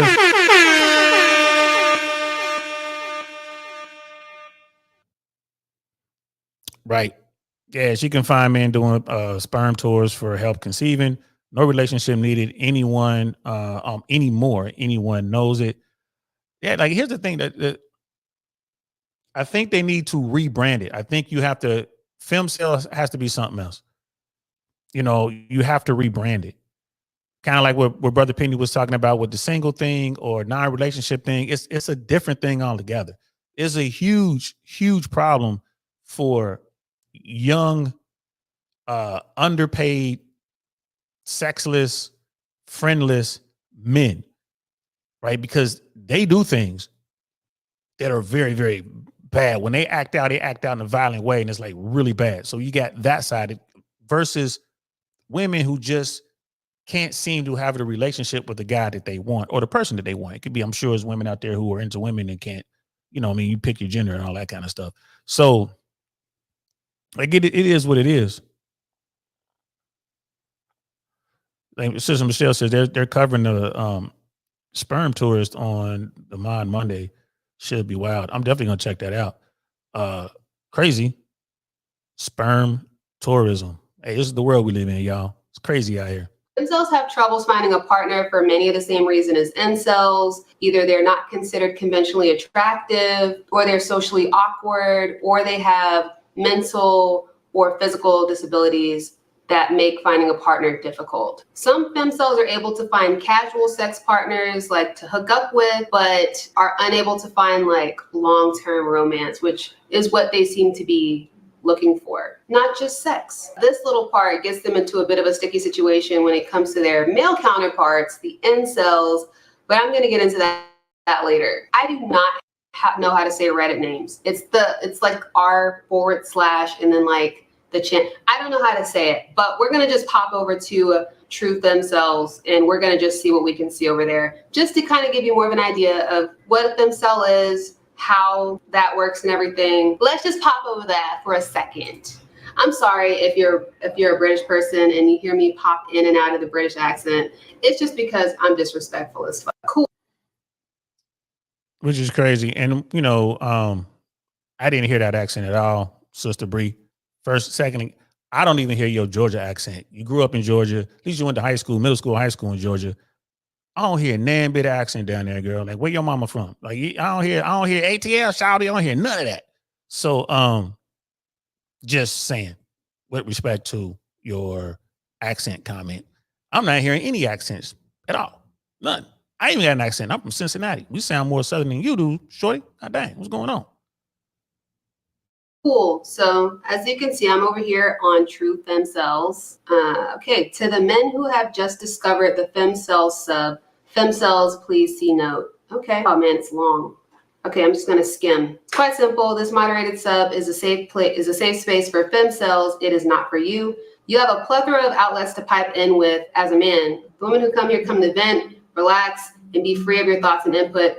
I might have some disagreements on that. They can shitpost or be high-minded as they so please without interruption. As such, moids. Okay, so that's the first femcel, incel term that we're coming across. A moid. It just means a male humanoid. For incels, they call women foids, which is a female humanoid. As such, moids. This is the problem. This is why they can't get no relationships. They ain't get smashed, but you start saying stuff like that, moids and foids and whatever, you know, y'all slang is, you know, you don't have to say that to a certain type dude. If you're saying that to a dude who's out here, part of the mainstream world, he is going to be like, this is the last time I smashed this chick. She is crazy. Right. And if the sex is bad, he ain't coming back. I think that's how Mother Nature keeps crazy people around, especially crazy women. Crazy women have the best sex, bro. That Fox Brown is golden, platinum, lithium. Oh my God, latinum. It is off the chain. Crazy women got the best sex ever. That has to be Mother Nature. That has to be a way to keep crazy in the gene pool. It's above us. It's above my pay grade. I'm just letting you know. It is crazy. Right. And then Sister Michelle, I'm seeing you. I didn't know anything about the sperm tourist. But what you're saying about relationships, facts, spot on. I'm with you on that. And women know this. Like, you know, again, women have options. Women always have options when it comes to this sort of thing. You know, make it sucks to lose you as a woman. Absolutely. That confidence is needed. Don't be clingy, don't be whatever. We got Uncle Luke in the building, man. This brother, we on the same soil. What's good, fam? With the $10 super chat, I appreciate you, bro. I appreciate you. DL in the house. Shout out to the Tampa area. That's right. Like I said, he on my soil. I stay in Riverview, and I'm hoping we can link up. Absolutely, bro. This whole femcel topic is weird. It's not the same as the term for men at all.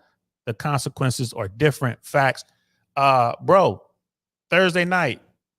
this Thursday night, right? So every other Thursday here in Tampa, there's a cool ass party, bro. It's like a neo soul kind of thing. Fuck, what's the name of it?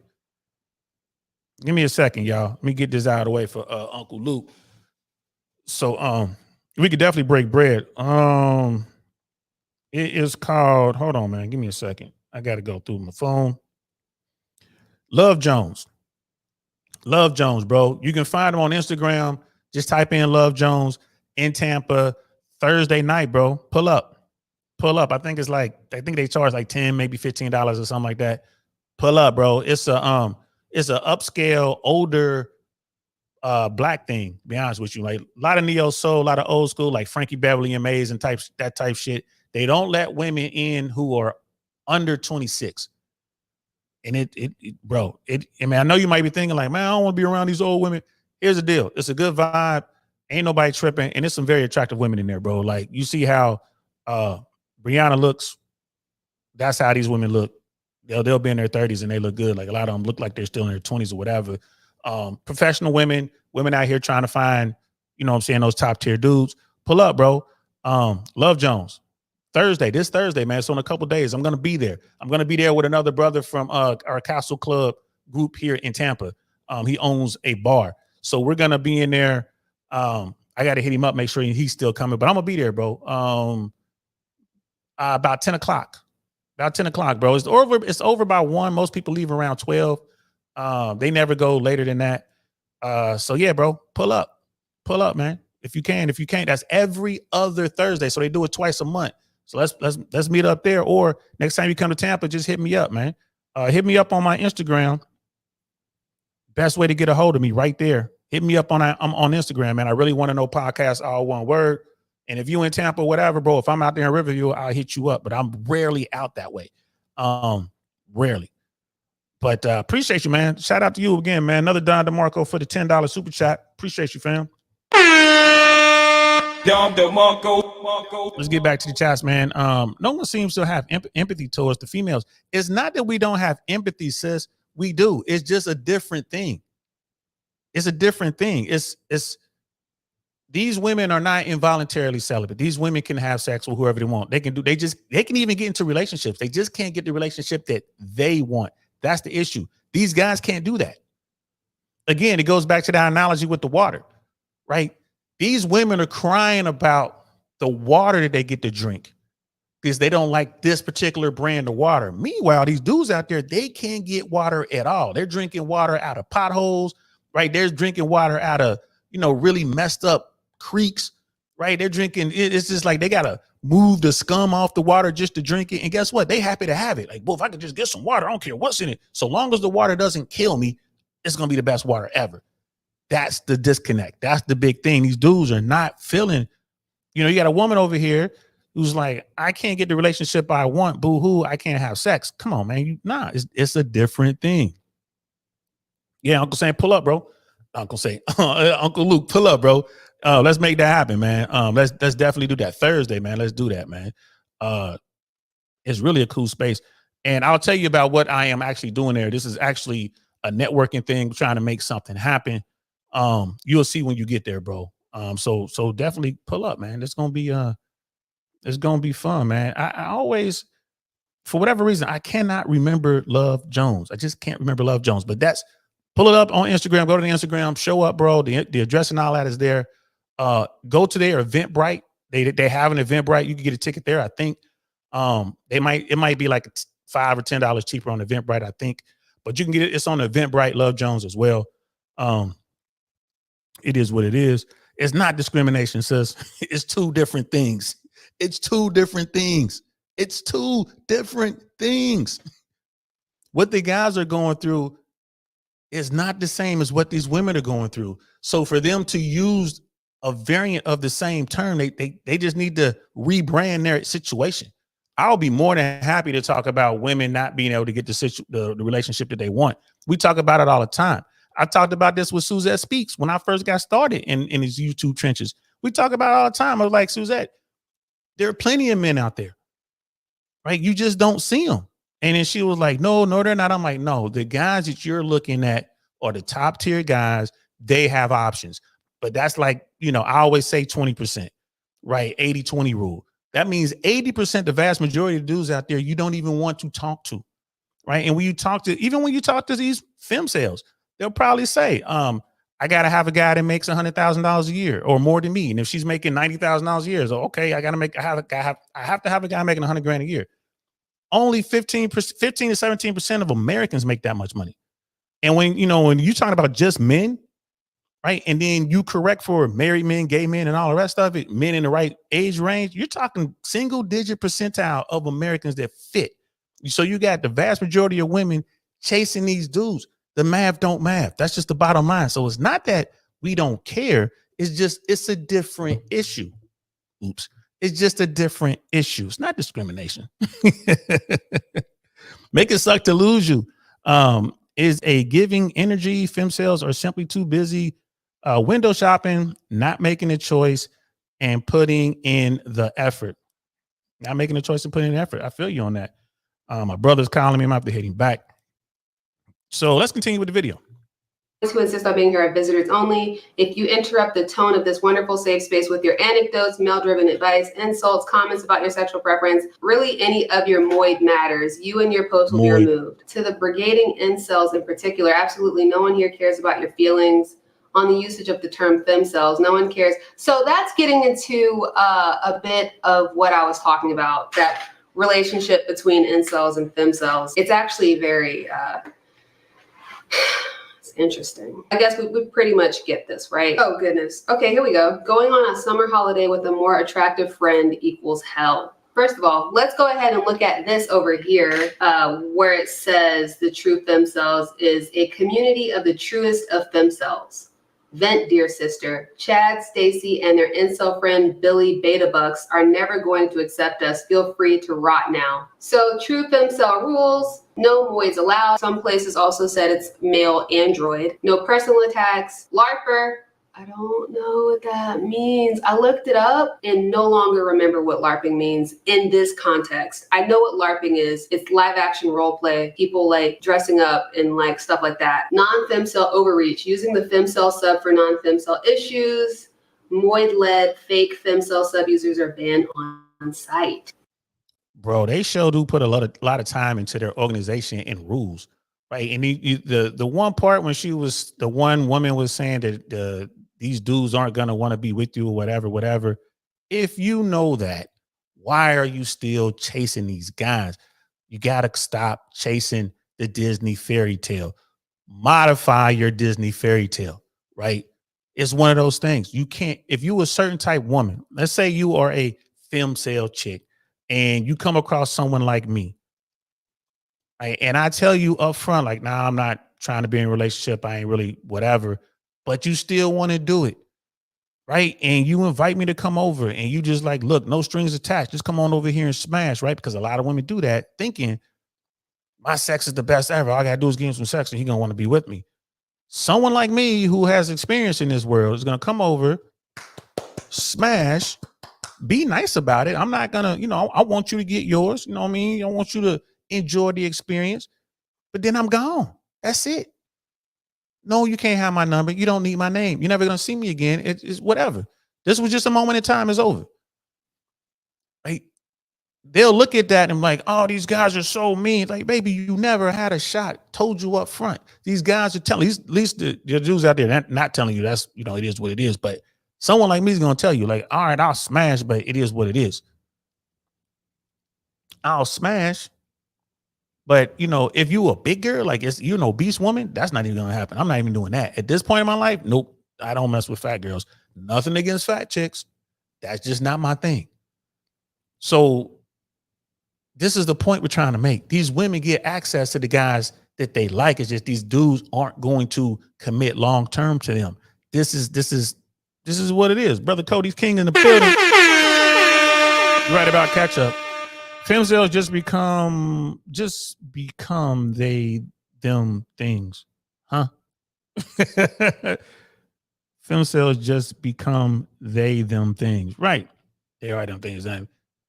Like, there is no fairy tale. You tell that to some of these women out here and some of these dudes. There are a lot of people stuck on that Disney fairy tale. I got stuck on it. It's one of those things. It happens. I got stuck on it twice in my life.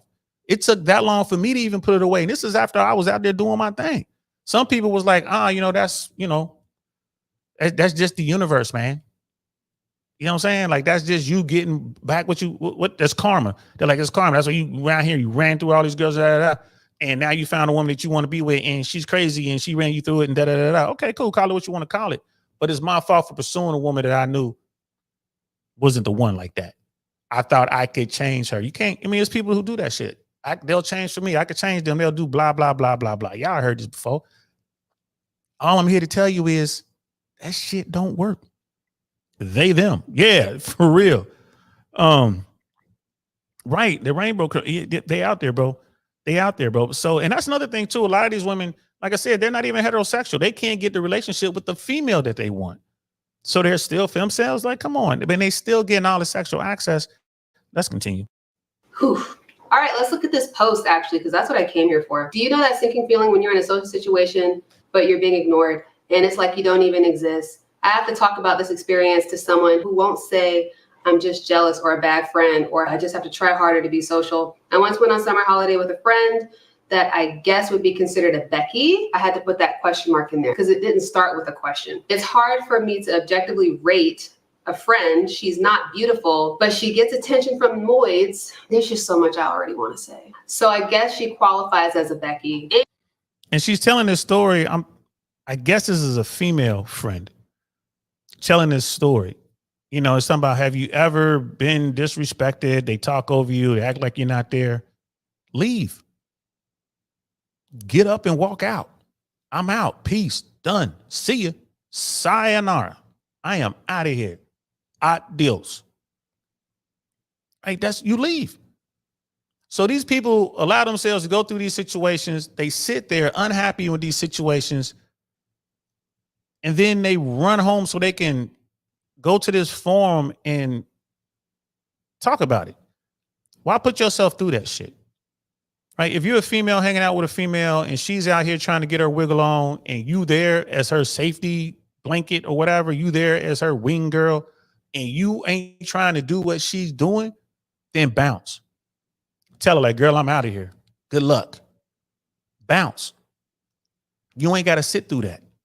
And if you decide to sit through that, well, then that's on you, isn't it? You made a bad choice. Same thing with these dudes. These dudes will go out with women, you know, get into the friend zone or whatever. And these women to drag these guys out. Same thing. This is my safety blanket. He's security or whatever. Doing their thing. She'll see something she likes. She'll see someone she likes and she'll go do her thing. I'm going to run this guy. I'm going to do that. And when that happens,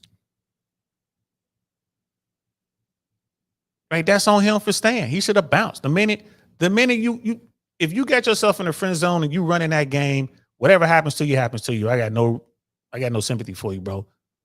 Sound off like you got a pair, man. Tell her like, I'm trying to get at you. And if you ain't with that, that's fine. I'm gonna holler at you later.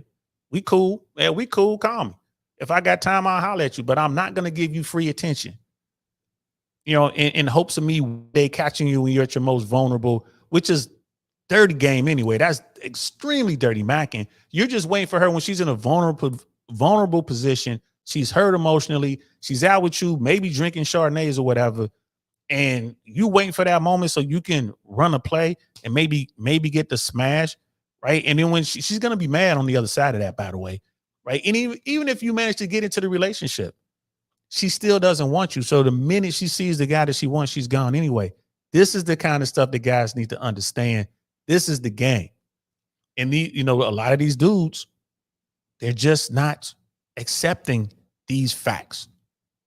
Anyway, she was newly single when we booked the holiday, and she was online dating. When she suggested we use Tinder on holiday to meet drinking mates, I knew I was in for a miserable time. Once we were there, she kept checking on her phone, texting her most recent / interesting Tinder guy, talking blah, blah, blah, blah, blah. It got really bad when we or she started meeting guys around our age, local guys and other hotel guests. The night started out fun, going out for drinks, but eventually turned horrible. Like when we were sitting around a bunch of men and everyone was talking to her and 2 men were actively trying to get her to go to their room with them. She tried to include me by telling them she couldn't leave me alone. And instead of saying I could join, the chat said I sure wouldn't mind her leaving. Yeah, sure wouldn't mind her leaving. Right? But if they were out there with a real dude, the real dude, like, whatever, she can come too. She can get it. What's up, baby? There's guys out there that will definitely occupy the friend. So you got a woman out here who's out here doing her short-term dating strategy, right? She's doing her thing. She's out here. She's open. She's trying to get whatever. She brings her friend along. Safety, protection, someone she trusts, kind of watch her back. Fine. And she knows that my friend's not that attractive. Dudes ain't really going to be trying to get on her, so she's going to be stuck next to me. I can dismiss my friend whenever I find the dude that I want, and it's good. Right? That's what's going on. This Femcel chick doesn't want to accept that fact. This couldn't have been the first time this has happened. This probably happened multiple times. This Femcel chick is probably into the girl. Maybe the girl done friend zone the Femcel girl because she knows she's trying to be with me. She's like, oh, but I'm not gay. So she's willing to come out here, work as my wing girl. I got someone to watch my six while I'm out here running my game. It is what it is. And I got a woman who is just ugly enough to where these dudes ain't gonna want to entertain her at all. So she's probably big. This girl writing this story is probably big. Cody, you know what I mean? Like Cody, like sounds like a bad friend. Like, bro, I'm here to tell you, man. Like, I might not smash just any old thing anymore. But let's say me and Cody are out, or better yet, me and Uncle Luke. Let's say me and Uncle Luke, we going to Love Jones on Thursday. We in there. He talking to a dime, and she's got her fat friend there. I will absolutely run interference. Right? Uncle Luke's the B-17, and I'm the P-51 Mustang, and I'm running, and the big girl is, you know what I mean, the Messerschmitt, the 109, right? And I'm gonna sit there and I'm gonna engage her, and I'm gonna keep her away from my man while he's running his bombing run. I'm gonna do my job. Now, again, I'm not gonna take the chick home, but I will keep her occupied while my man is upstairs smashing the chick. Me and old girl could be playing Uno or whatever. I'm not gonna let her do anything to me, even though she might want to offer, like, well, I got that Becky, which we're about to hear what Becky means in that world for the femcels. And what Becky meant in my world, and still to this day, means that's a woman who gives really good oral sex. Right? That's what a Becky is. She got that Becky. That's what that is. But what they're talking about is completely different. Let's get back to it. She tried to include me by telling them she couldn't leave me alone because we had to get up early. And instead of saying that I could join, the Chad said I surely wouldn't mind her leaving. Whoa, yikes. Obviously, I'm aware he wanted to have sex, but he didn't even bother pretending to tolerate my presence while talking. It was humiliating. The worst experience was when, after going out, we ran into guys we had met at the hotel before. She had made out with one of them. I was excluded from the conversation, and she eventually got laid by one of them, leaving me in the awkward position of sitting around outside with someone who clearly didn't want to talk to me. I want to unpack that. I really do. I really want to just this is supposed to just be introducing you to the world of femcels. I don't want to get into that. So I'm going to hold off on that. All right. So let's go out of that one. Yeah, sis. In my world, that's what that Becky is. There's old school hip hop songs that talks about that Becky. That's what Becky is. Becky is the girl who has the best oral sex.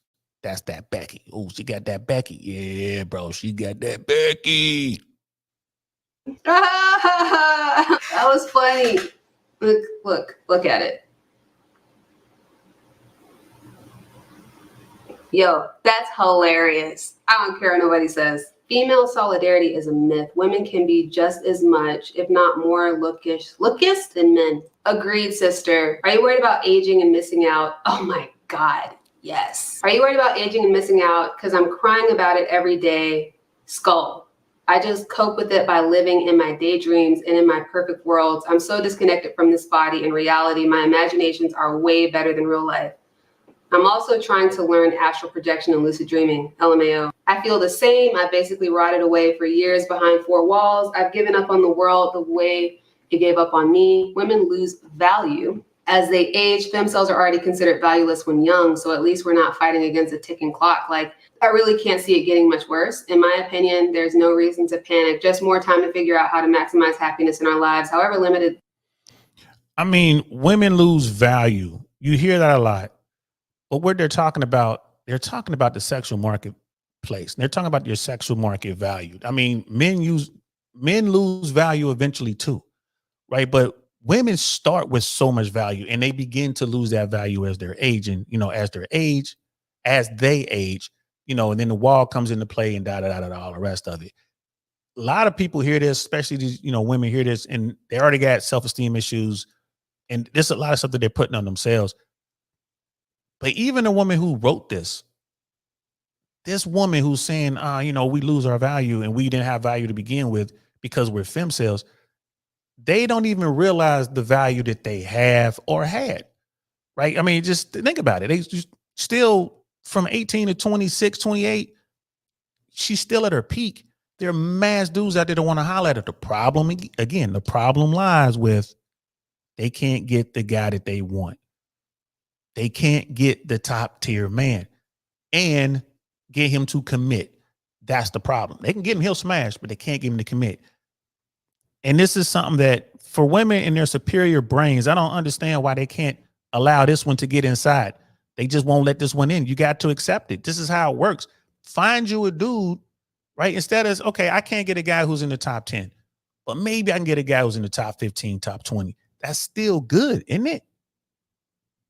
They might be. I never had anything while young, never changed since then, whatever. Also, I think it's slightly worse when you had friends pair fun in life before, but now you don't and can't do anything about it. I'm 22 and I think about it all the time. My friends have years of experience. Meanwhile, no one even looks at me, LMAO. I'm just trying to accept that it'll never happen for me, so I don't get my hopes up. Sometimes, but then I remember Kim Kardashian is 40, and if I hold out and work hard, I can still do all right. That's not the first time I've heard somebody reference Kim Kardashian, and it concerns me. Y'all know she's not like a real person, right? You know she's not real. She's not real. Like, she's on par with Santa Claus. Like, I'm not even sure if she actually exists. Yep, wasting my youth. I'll probably never look better than this, so it will only get worse with time. I've always wanted to do silly, cute, dumb things people usually do in their youth, but I'm missing out, and it makes me so incredibly sad that I'll never experience these really basic things. Like, damn, my looks really said I don't deserve happiness.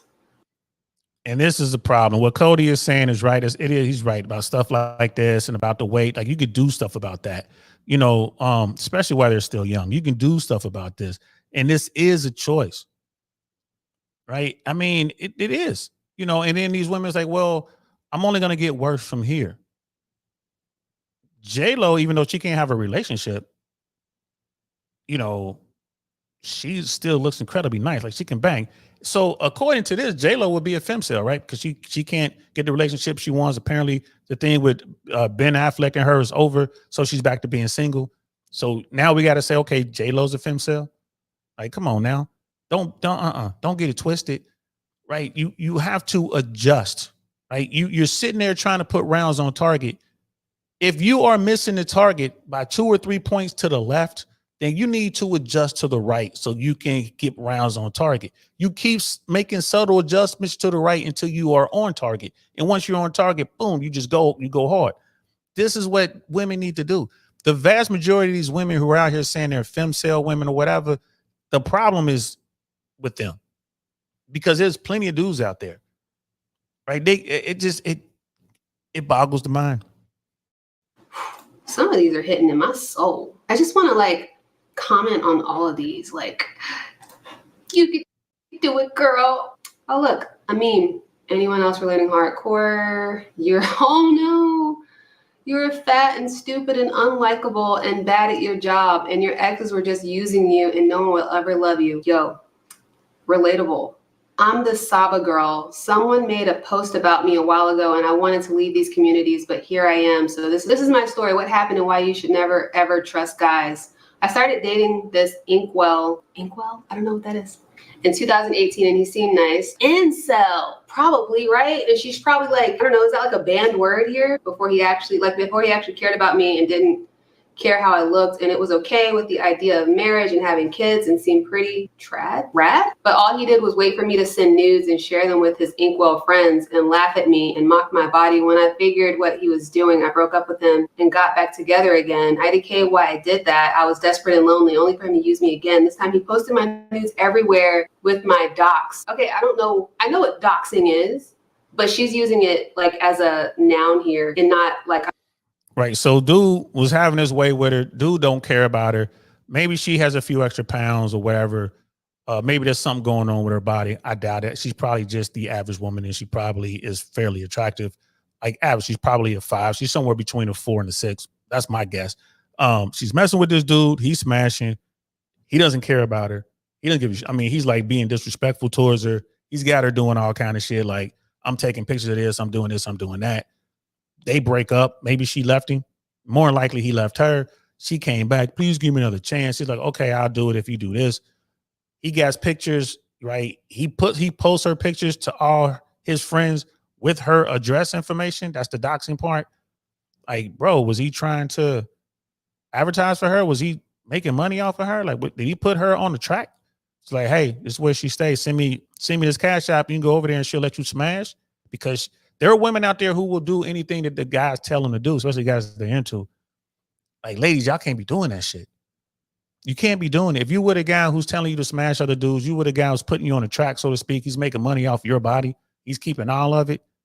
Like, now he's on another level, but now it's all about that pimping. He hit you with the ism and you doing, that's on you, shorty. You got to get yourself out that situation. You can't allow that to happen. I don't care what he's saying. You got to protect you.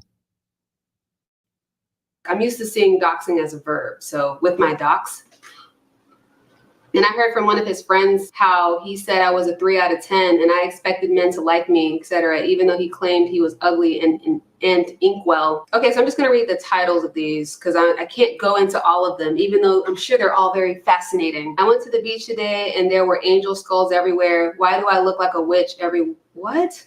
And there were angel skulls everywhere. Why do I look like a witch while everyone else looks so beautiful? I'm guessing angel skulls are like beautiful women. What subs make you feel better about not having a boyfriend? For me, it's love after porn, sex, etc. I don't know how to read the Reddit names. IDK, heterosex, it's just gross and makes me sick the way people talk about it. Or any of those red pill subs, or just reading how men talk about women when they're anonymous. It's what they really think. I'm tired of being alone. No guy has ever called me pretty, beautiful, and all that. I hear other girls, other Stacey's and Becky's talk that I literally cannot relate in the slightest. My first thought was like, how old is she? Because if she's like 19, girl, when I was 19, I'd never had a boyfriend either. I didn't get my first boyfriend until I was 25. Person says, I relate so much. At 28, I feel I've missed my. I wonder if that means her first sexual experience was when she was 25. I wonder. That definitely changes things. You know, Gen Z, millennials, they're definitely, you know, experiencing intimacy later in life. That definitely has something to do with it. But at the same time, they're inundated with sexuality, and it's everywhere. It's in the TV shows that they watch. It's in the books that they read. It's in the videos that they watch. It's in the, you know, it's in the social media that they consume. It's everywhere. And at the same time, they're not even consuming it. They're not taking part in it, which is good. But at the same time, they have this added pressure now to be doing this, or because they're not doing this. It's very, very confusing. Very, very, very, very confusing. My chance. One person says I'm about to turn 30 and same. I actually have a friend right now who's 27 who's never had a boyfriend. It's a lot more common than you think. So you saw some of those posts from True Femcel. I just want to go and give everybody there a hug. And then I want to like slap him in the face for being so dumb and like thinking that Instagram is real life. We all do it. We all do it. When I was 25 and I had never had a boyfriend in my life, I was like, what the f is wrong with me? Why does nobody like me? I know what that feels like. And then you just get with somebody and you're like, oh my God, this sucks. Being with somebody just to be with them kind of sucks. Is everybody doing this? Is everybody just dating somebody just because like they're there and then you get with them and like you're not compatible and it sucks? So my next little section here, the next thing I want to talk about is Femcels versus Incels. And I'm going to keep rocking with this until she talks about the different terms, the Chad, the Sarahs, I think it was, and the Beckys. Yeah, like dude, it looked like dude posted her info and nude pics of her and all that kind of stuff, which you do that now, you getting locked up. There was a guy somewhere here in Florida who posted nude pictures of his girlfriend at the time, you know, they broke up or whatever. Dude just got like 9 months. So if you doing something like that, you getting locked up in today's world. And Cody's like, nah, bro, they smashing at 13. And the thing is, like, well, who are they smashing? They're smashing older kids or grown-ups. So, I mean, yeah, no one wants to do that. And again, I tell these kids, bro, keep it quiet. Keep it quiet. No one needs to know. Don't tell anybody, man. Plausible deniability. You're going to need it. You're going to need it later. You need plausible deniability. If you want to be like Bill Clinton, you got to make sure there's no video evidence, right? Because they had the dress. And they had the scientific evidence, but he was like, y'all ain't got no video evidence, so it didn't happen.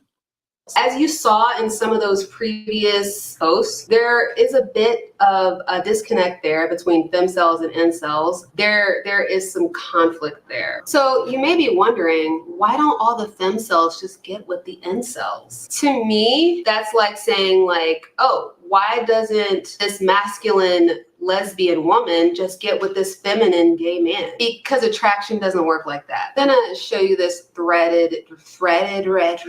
They should be called threadeds because they're Reddit threads. I'm gonna show you this Reddit thread to sum up the dynamic for you. Femcel who just got banned from Femcel forums. So first of all, before I read this, I want to show you, this is posted on Incels Without Hate, a subreddit for people who have struggled to obtain sex and intimacy. We strictly forbid hate and want to provide a positive and helpful community. Okay? It's got 27,000 members. I like this person's name. It reminds me very much of the name I had on Tumblr. Remember Tumblr? Like you peeped at it, didn't have anything. You know, this is like these are the dudes. This is an incel thing. They didn't say anything about relationships. It's just, hey man, we just trying to smash. We trying to get it in. We can't even get it in. So come over here and talk about what you got to talk. Talk your talk, and we can make it happen. So yeah, but when you go to the female side, it's all about not having a relationship that you want. Femcel who just got banned from Femcel forums. So I don't know how this is going to be received, but I am a Femcel. Honestly, I have an incel mentality, but as a girl, I feel like guys wouldn't have sex with me or give me any sort of attention that girls are so easily supposed to get. I'm not even sure what the true Femcel board is about, because there are countless contradictions in that community and way too many entitled, bitter women on there. Since this is Incels Without Hate, I assume that maybe my perspective as a Femcel will be more welcome here than anywhere else. Let's see what these comments say. Femcels don't exist. Vol Femcels, however, do. And it says, I have a boyfriend, but I believe I'm very ugly, and that if I were single, I would be a Femcel. JFL. I didn't see that. Maybe that this person removed it. What happened to your boyfriend? He's not as attractive as she believes a man worthy of her should be. So to her, he doesn't count. Jesus Christ, not another one. Your picture you posted, some people read these as they are. I'm not about to do that. Your picture you posted has horrible lighting, and you can tell you're at least above average. Like others have said, go on Tinder and you'll have all the sex you could ask for. Hell, just go to a bar and see all the approaches you'll get. Fact. You're just another female who wants to get gassed up at the expense of actual incels while you wait for the perfect Chad. People like you prove why Femcels don't exist. Just entitled females who want everything handed to them. First world issues. Y'all see how these guys are coming at these women, bro. You understand why. They're like, yo, what's going on? This is, yeah, it's a smack in the face to these dudes. Like these dudes, like it's not about relationships over here. It's about just getting there. It's about just getting an opportunity to have a woman want to even be with you. They can't even get that. And these women are getting that and more, and they don't like the source that it's coming from, and they complain about it. They're going to come into their group, right? This is their group, which, first of all, they got way too many groups. These people need to get outside. They need to get out here into these trenches. Y'all need to come outside, man. Y'all need to get out the house. But they go into these groups looking for validation, looking for, well, these guys will understand my plight. No, these guys will not understand your plight. You have plenty of water. These guys are dying of thirst. They will not understand your plight. I can't believe I only get, Fiji water.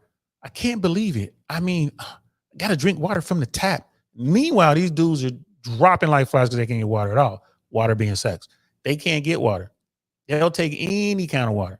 So this is why these guys are angry. And these women are posting pictures and stuff like that. And these guys are like, look, like you're even average. Like you're 5'6", like you're attractive. What are you talking about? Involuntary what? You know what I mean? This is, yeah, and that's that's funny. Yeah, voluntary femcel is an oxymoron. You know what I mean? And look at that. Like Cody's like, yeah, incel gatekeeping. It's true. Like again, I wouldn't know nothing about this if it weren't for YouTube. I wouldn't even care, right? But since I'm in these trenches, this is good content. This is wow. This opens my eyes. And again, this is why I like to talk to these dudes. Let's show you how to be social. Let's show you how to, work on your hygiene. Let's show you how to look max a little bit. Let's show you how to get out here and just change the way you dress. You can still be buying the same type of clothes, off brand or whatever, but have it fit you better. Let's get you into the gym. Let's do these things. Let's do the work. And then guess what? The women are going to see you. It might be one of these femcels, but these women are going to see you. Are you kidding me? You're a woman. You're a woman. Go on Tinder, post pictures of your ass, and you will have 99 plus guys wanting to get with you. I'm wondering why this person put like 99 plus. Like, why was that the number? They were like, looks from women don't fucking matter. You obviously don't understand. If you're a human with a vagina that's 18 plus, you will get any man into you. The thing is, women have so extremely high standards that women will fuck elite tier men only. Hence why is ugly guys, this is terrible grammar. Hence why ugly guys remain as incels, or why women cry about being a femcel. I don't get what that means exactly, but you get it.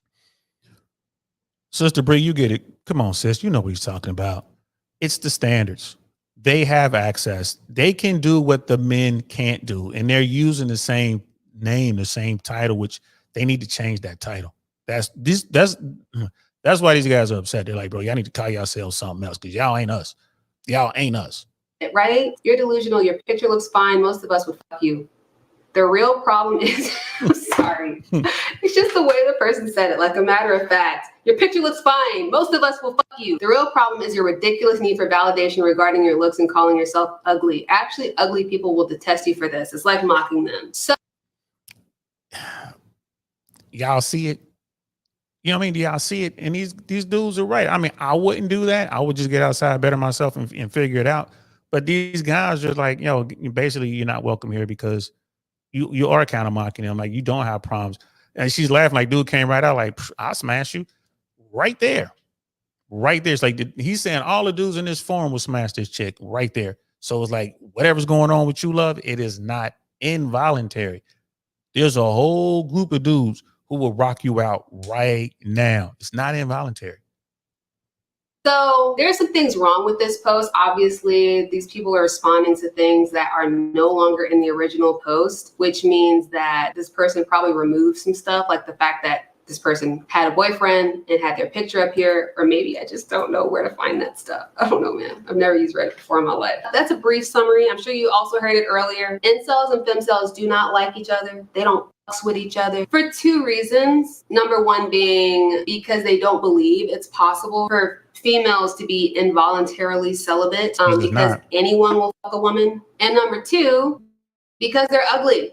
That's the funny thing. That's the second part. If it's one thing that I've learned about incels is that they hate ugly bitches almost as much.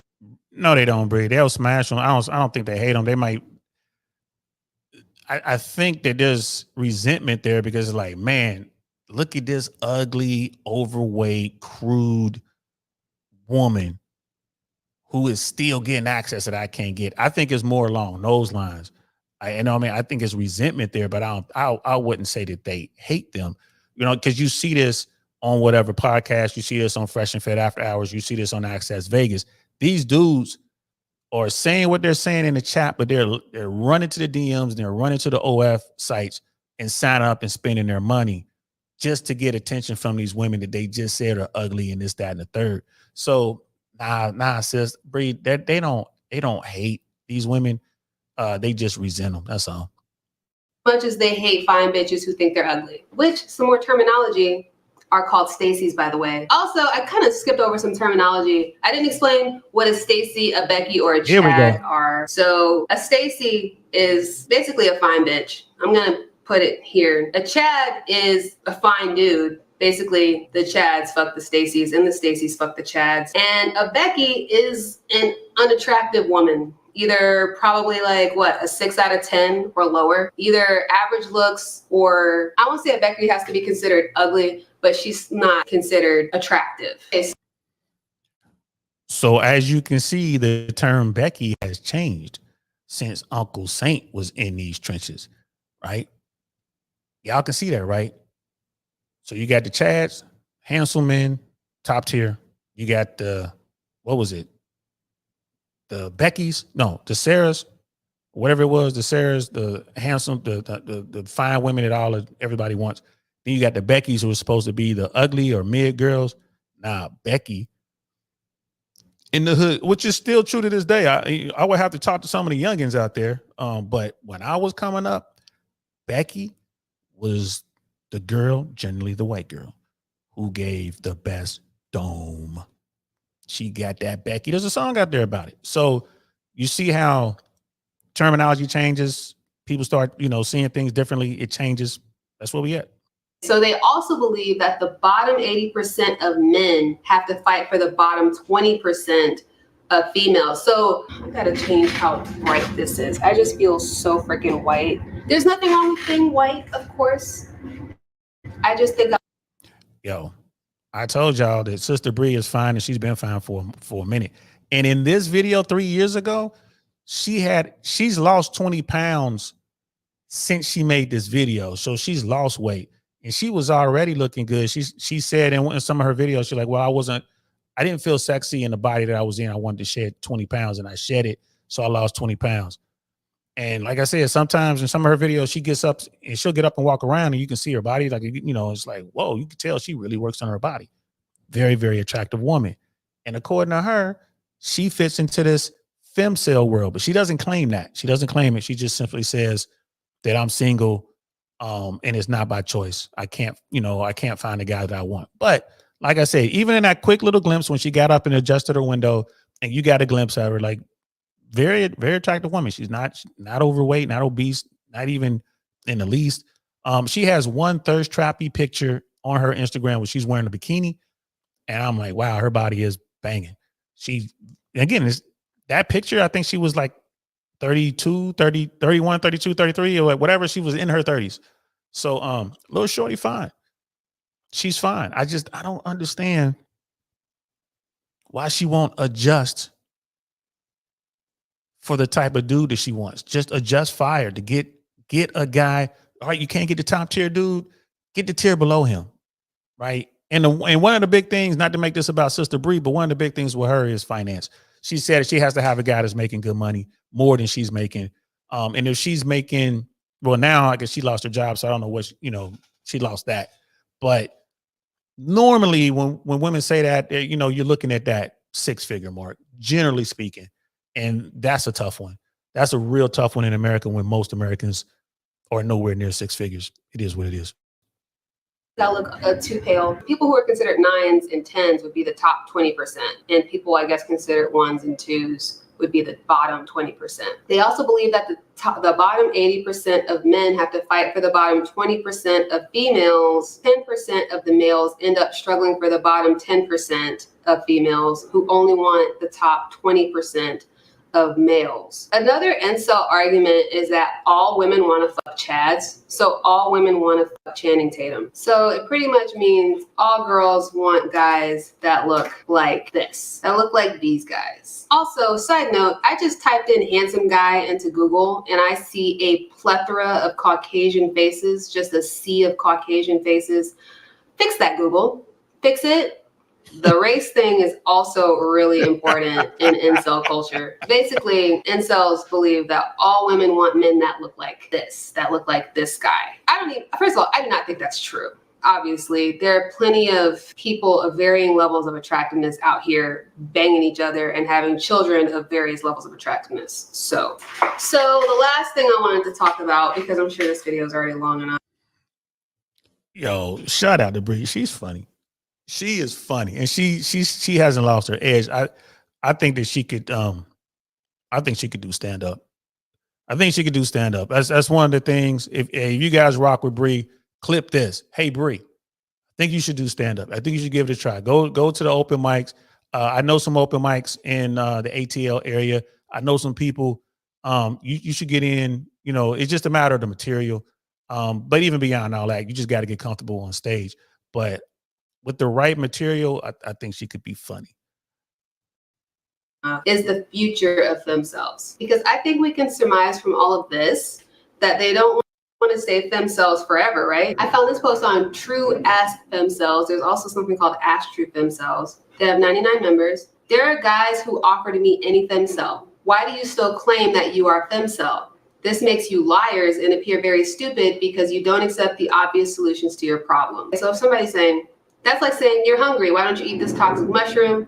You don't have what? I just wish the grammar was better. You don't have to wipe your ass with a broken bottle in the past. You don't want to do it in the future. You are dealing with broken women with trust issues. They're not going to meet the first complete stranger on Reddit who puts his hand up and says, come meet me. He could be anybody. Yeah. I'm sure if they met a decent incel online who over time took a gentle approach and spoke to them decently instead of judging, condemning, and finger pointing, they would be more inclined to meet up. But you shoot yourself in the foot from the get-go. If you come into their space, guns blazing, maybe reconsider your approach. And that is game. That's all that is. Hey, bro, switch up your game. Understand this. And whatever that person said was 100% factual.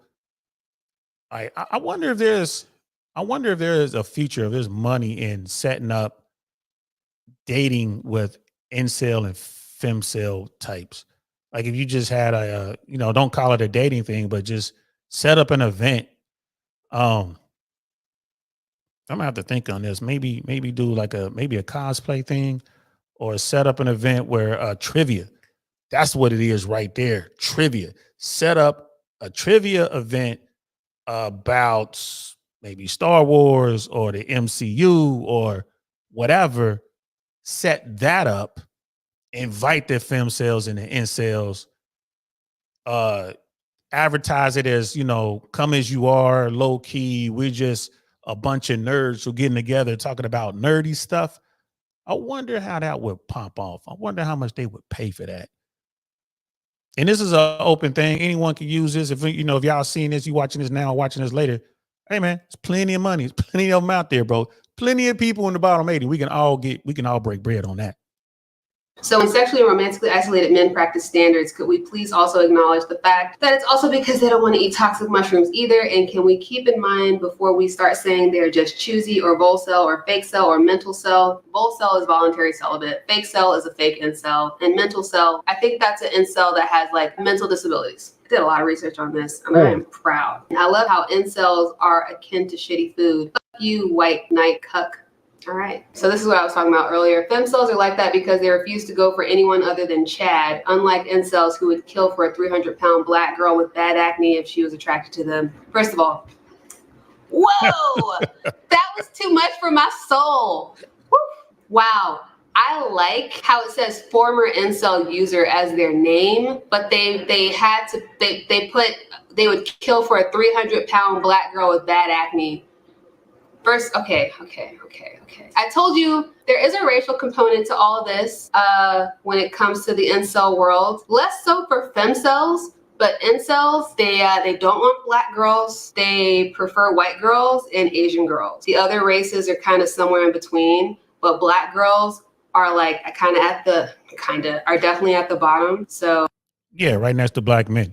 If you could take all of my experience and all of my game and put it into a 5'9" white dude who's just regular and turn him loose on society, that guy's gonna be getting it. He's gonna be gunning.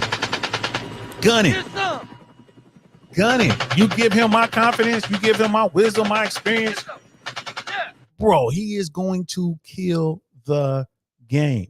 So, and she's saying about this thing about, well, incels, they don't want to be with a black girl, this and that, or they only want to be with a certain type of woman. That's not true.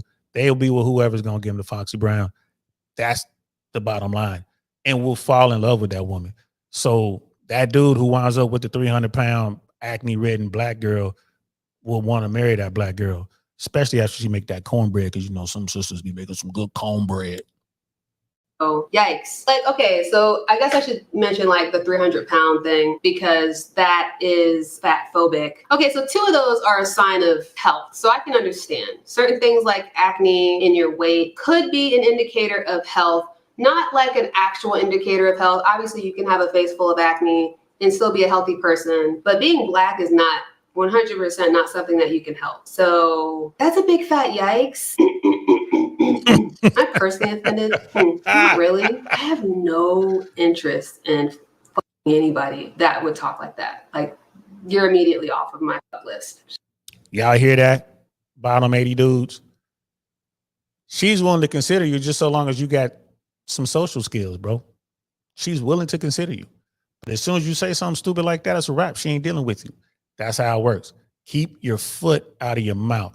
These incel dudes and these people on social media, they don't have to show themselves. That's why they say the crazy shit that they say. They would never say it in real life. Half the stuff, they're cowards. They live in fear. They're sheep. So the only time they got any kind of confidence, even if it's the keyboard warrior confidence, is when they online. But I mean, it is what it is. When they go outside, which they barely do, but when they do go outside, they don't say nothing to nobody because they're too scared. They're too scared. I'm thinking about this nerd trivia incel femcel meetup thing. I might have to do something more. I might have to do something. Should I say that?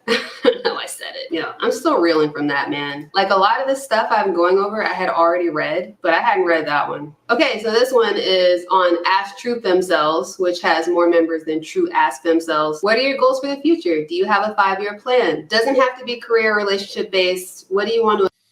All right, and then she kind of wraps up with all, like she kind of wraps it all up, puts a bow on it, and ends the stream. This stream is in the chat. I'll drop it in here again, just so you guys can watch it. Kind of check out. There it is again. It's in the chat. Kind of check it out if you want. If you want to watch the last 10 minutes of that, you can. And shout out to Sister Bree. That was some good work. That was some good work, sis. If you're watching it, that was some good work. But my final thoughts on all this, bro. Women need to change the name. They can't use Femcel. It's not involuntary. They got to take the involuntary part out. Right? If they just want to say they're voluntarily celibate or they're voluntarily relationshipless, they want to say that, they can say that. But they can't, they're not going through anything remotely similar or close to what these dudes are dealing with. They're just not. They're not invisible. That's another thing too. These dudes have to deal with being invisible. These women aren't invisible. They are seen. They are seen. People see them. People want to holler at them. I can't tell you how many cute little nerds I done seen in my life I want to holler at. Like, damn, what's going on, girl? And talk to them. You could tell they were, oh my God, they were out of their game, but they were out of their depth, but they were shocked that I was talking to them. It was like, you cute. I'm not cute. I'm like, girl, please. Yes, you are. Cute. You got a nice little body. What's up with you? What's your name? You know what I'm saying? What you doing here? And they just start talking to, like, I don't know. They start playing with their hair or whatever. Like, yo, like you new to this, huh? Like you don't come outside much, do you? She's like, no, I was supposed to meet my friends and they're not here. I'm like, oh, well, my name is Saint. What's your name? My name is Becky. Yeah. Well, can I be your friend? I'll be your friend to the end like Chucky, right? Oh, you're so nice. Yeah, come on, let's get a drink. You drink? You want to drink? Let's get a drink. Like, I don't really drink. Like, well, get yourself a Sprite or a tea or something. I don't want you doing something blaming me for some shit later. Like, you know what I mean? I don't want you blaming it on alcohol. It's just like, you're so funny. Them chicks, man, they into it. They love the conversation and it might turn into something. In those situations, I would get their information, especially if they're cute like that. I'll get their information, hit them up later. I wouldn't even try to push up on them that night. Like, nah, I ain't trying to do that. I want them to think about it. And they come around, they want to holler.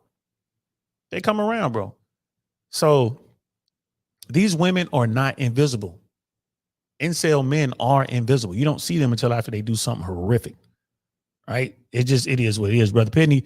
Since you're on this topic, you should take a look at the guy called The Gaming Guitars. He made a video about being a 27-year-old virgin. Woo, I'm out of time now, bro.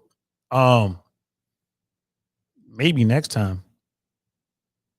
Maybe next time, bro. I'm out of time now. It's so many dudes out there like that, bro. There's so many dudes out there like that. And if he's a guitarist, if he's good on that guitar, he can get attention. He can be seen. Colonel Sanders, Fresh and Fit people, y'all know who Colonel Sanders is. Fresh and Fit OG. He runs the Castle Club here in Tampa, the City Group. He hangs out at this spot here in Tampa where a bunch of femcels and incels kick it. It's like one of those artsy, whatever, nerdy type joints. They don't even have alcohol there. They have the kava or whatever the hell that is. I won't touch it. But kava gives you like the same feeling of getting a buzz from alcohol.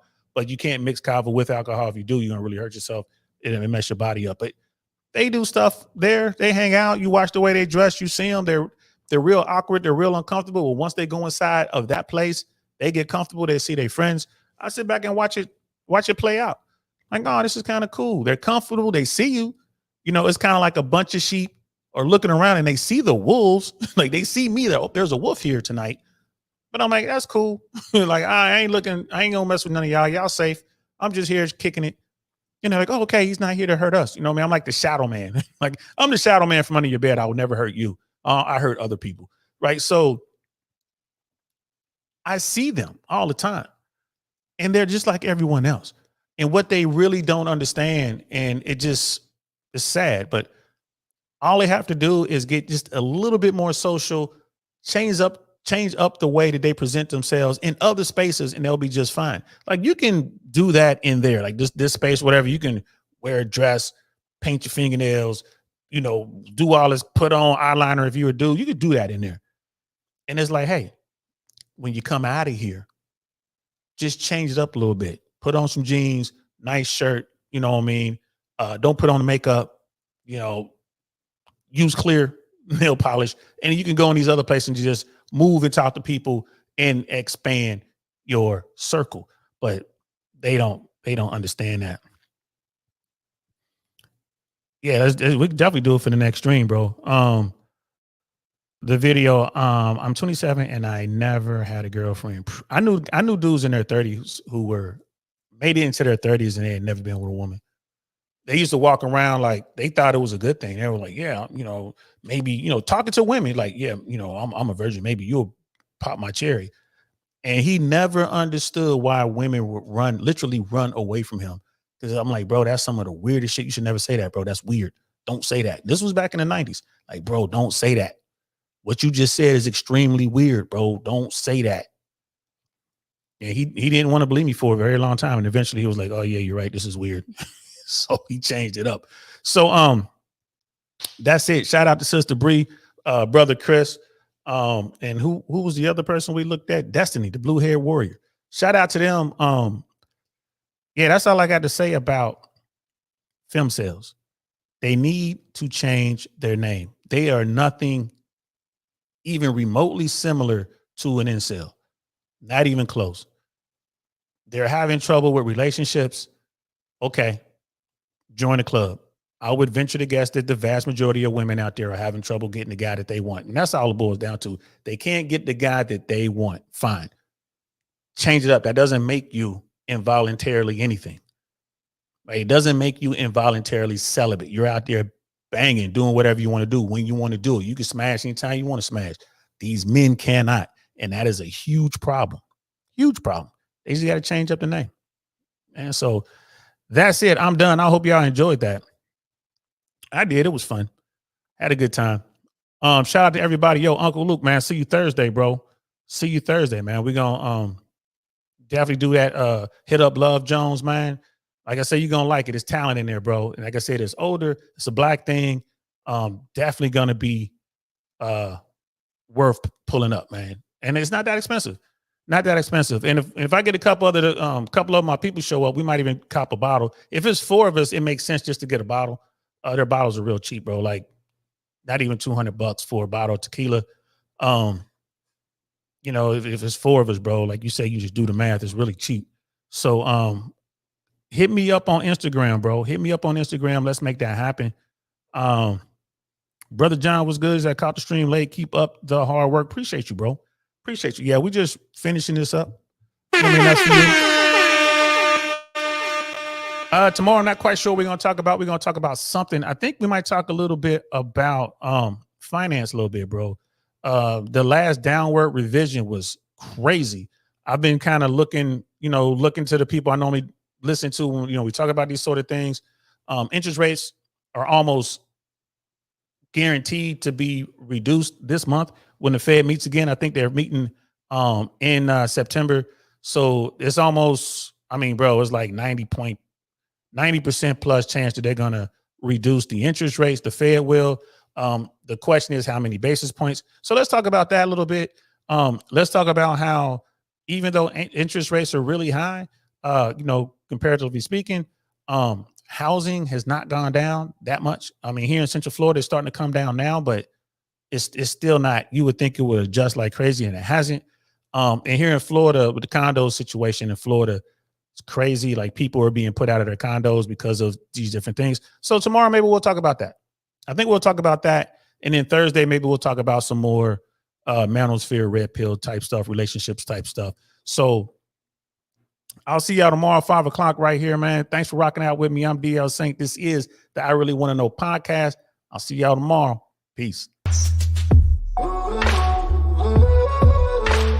Nothing like I've ever seen. It's just a thing of beauty.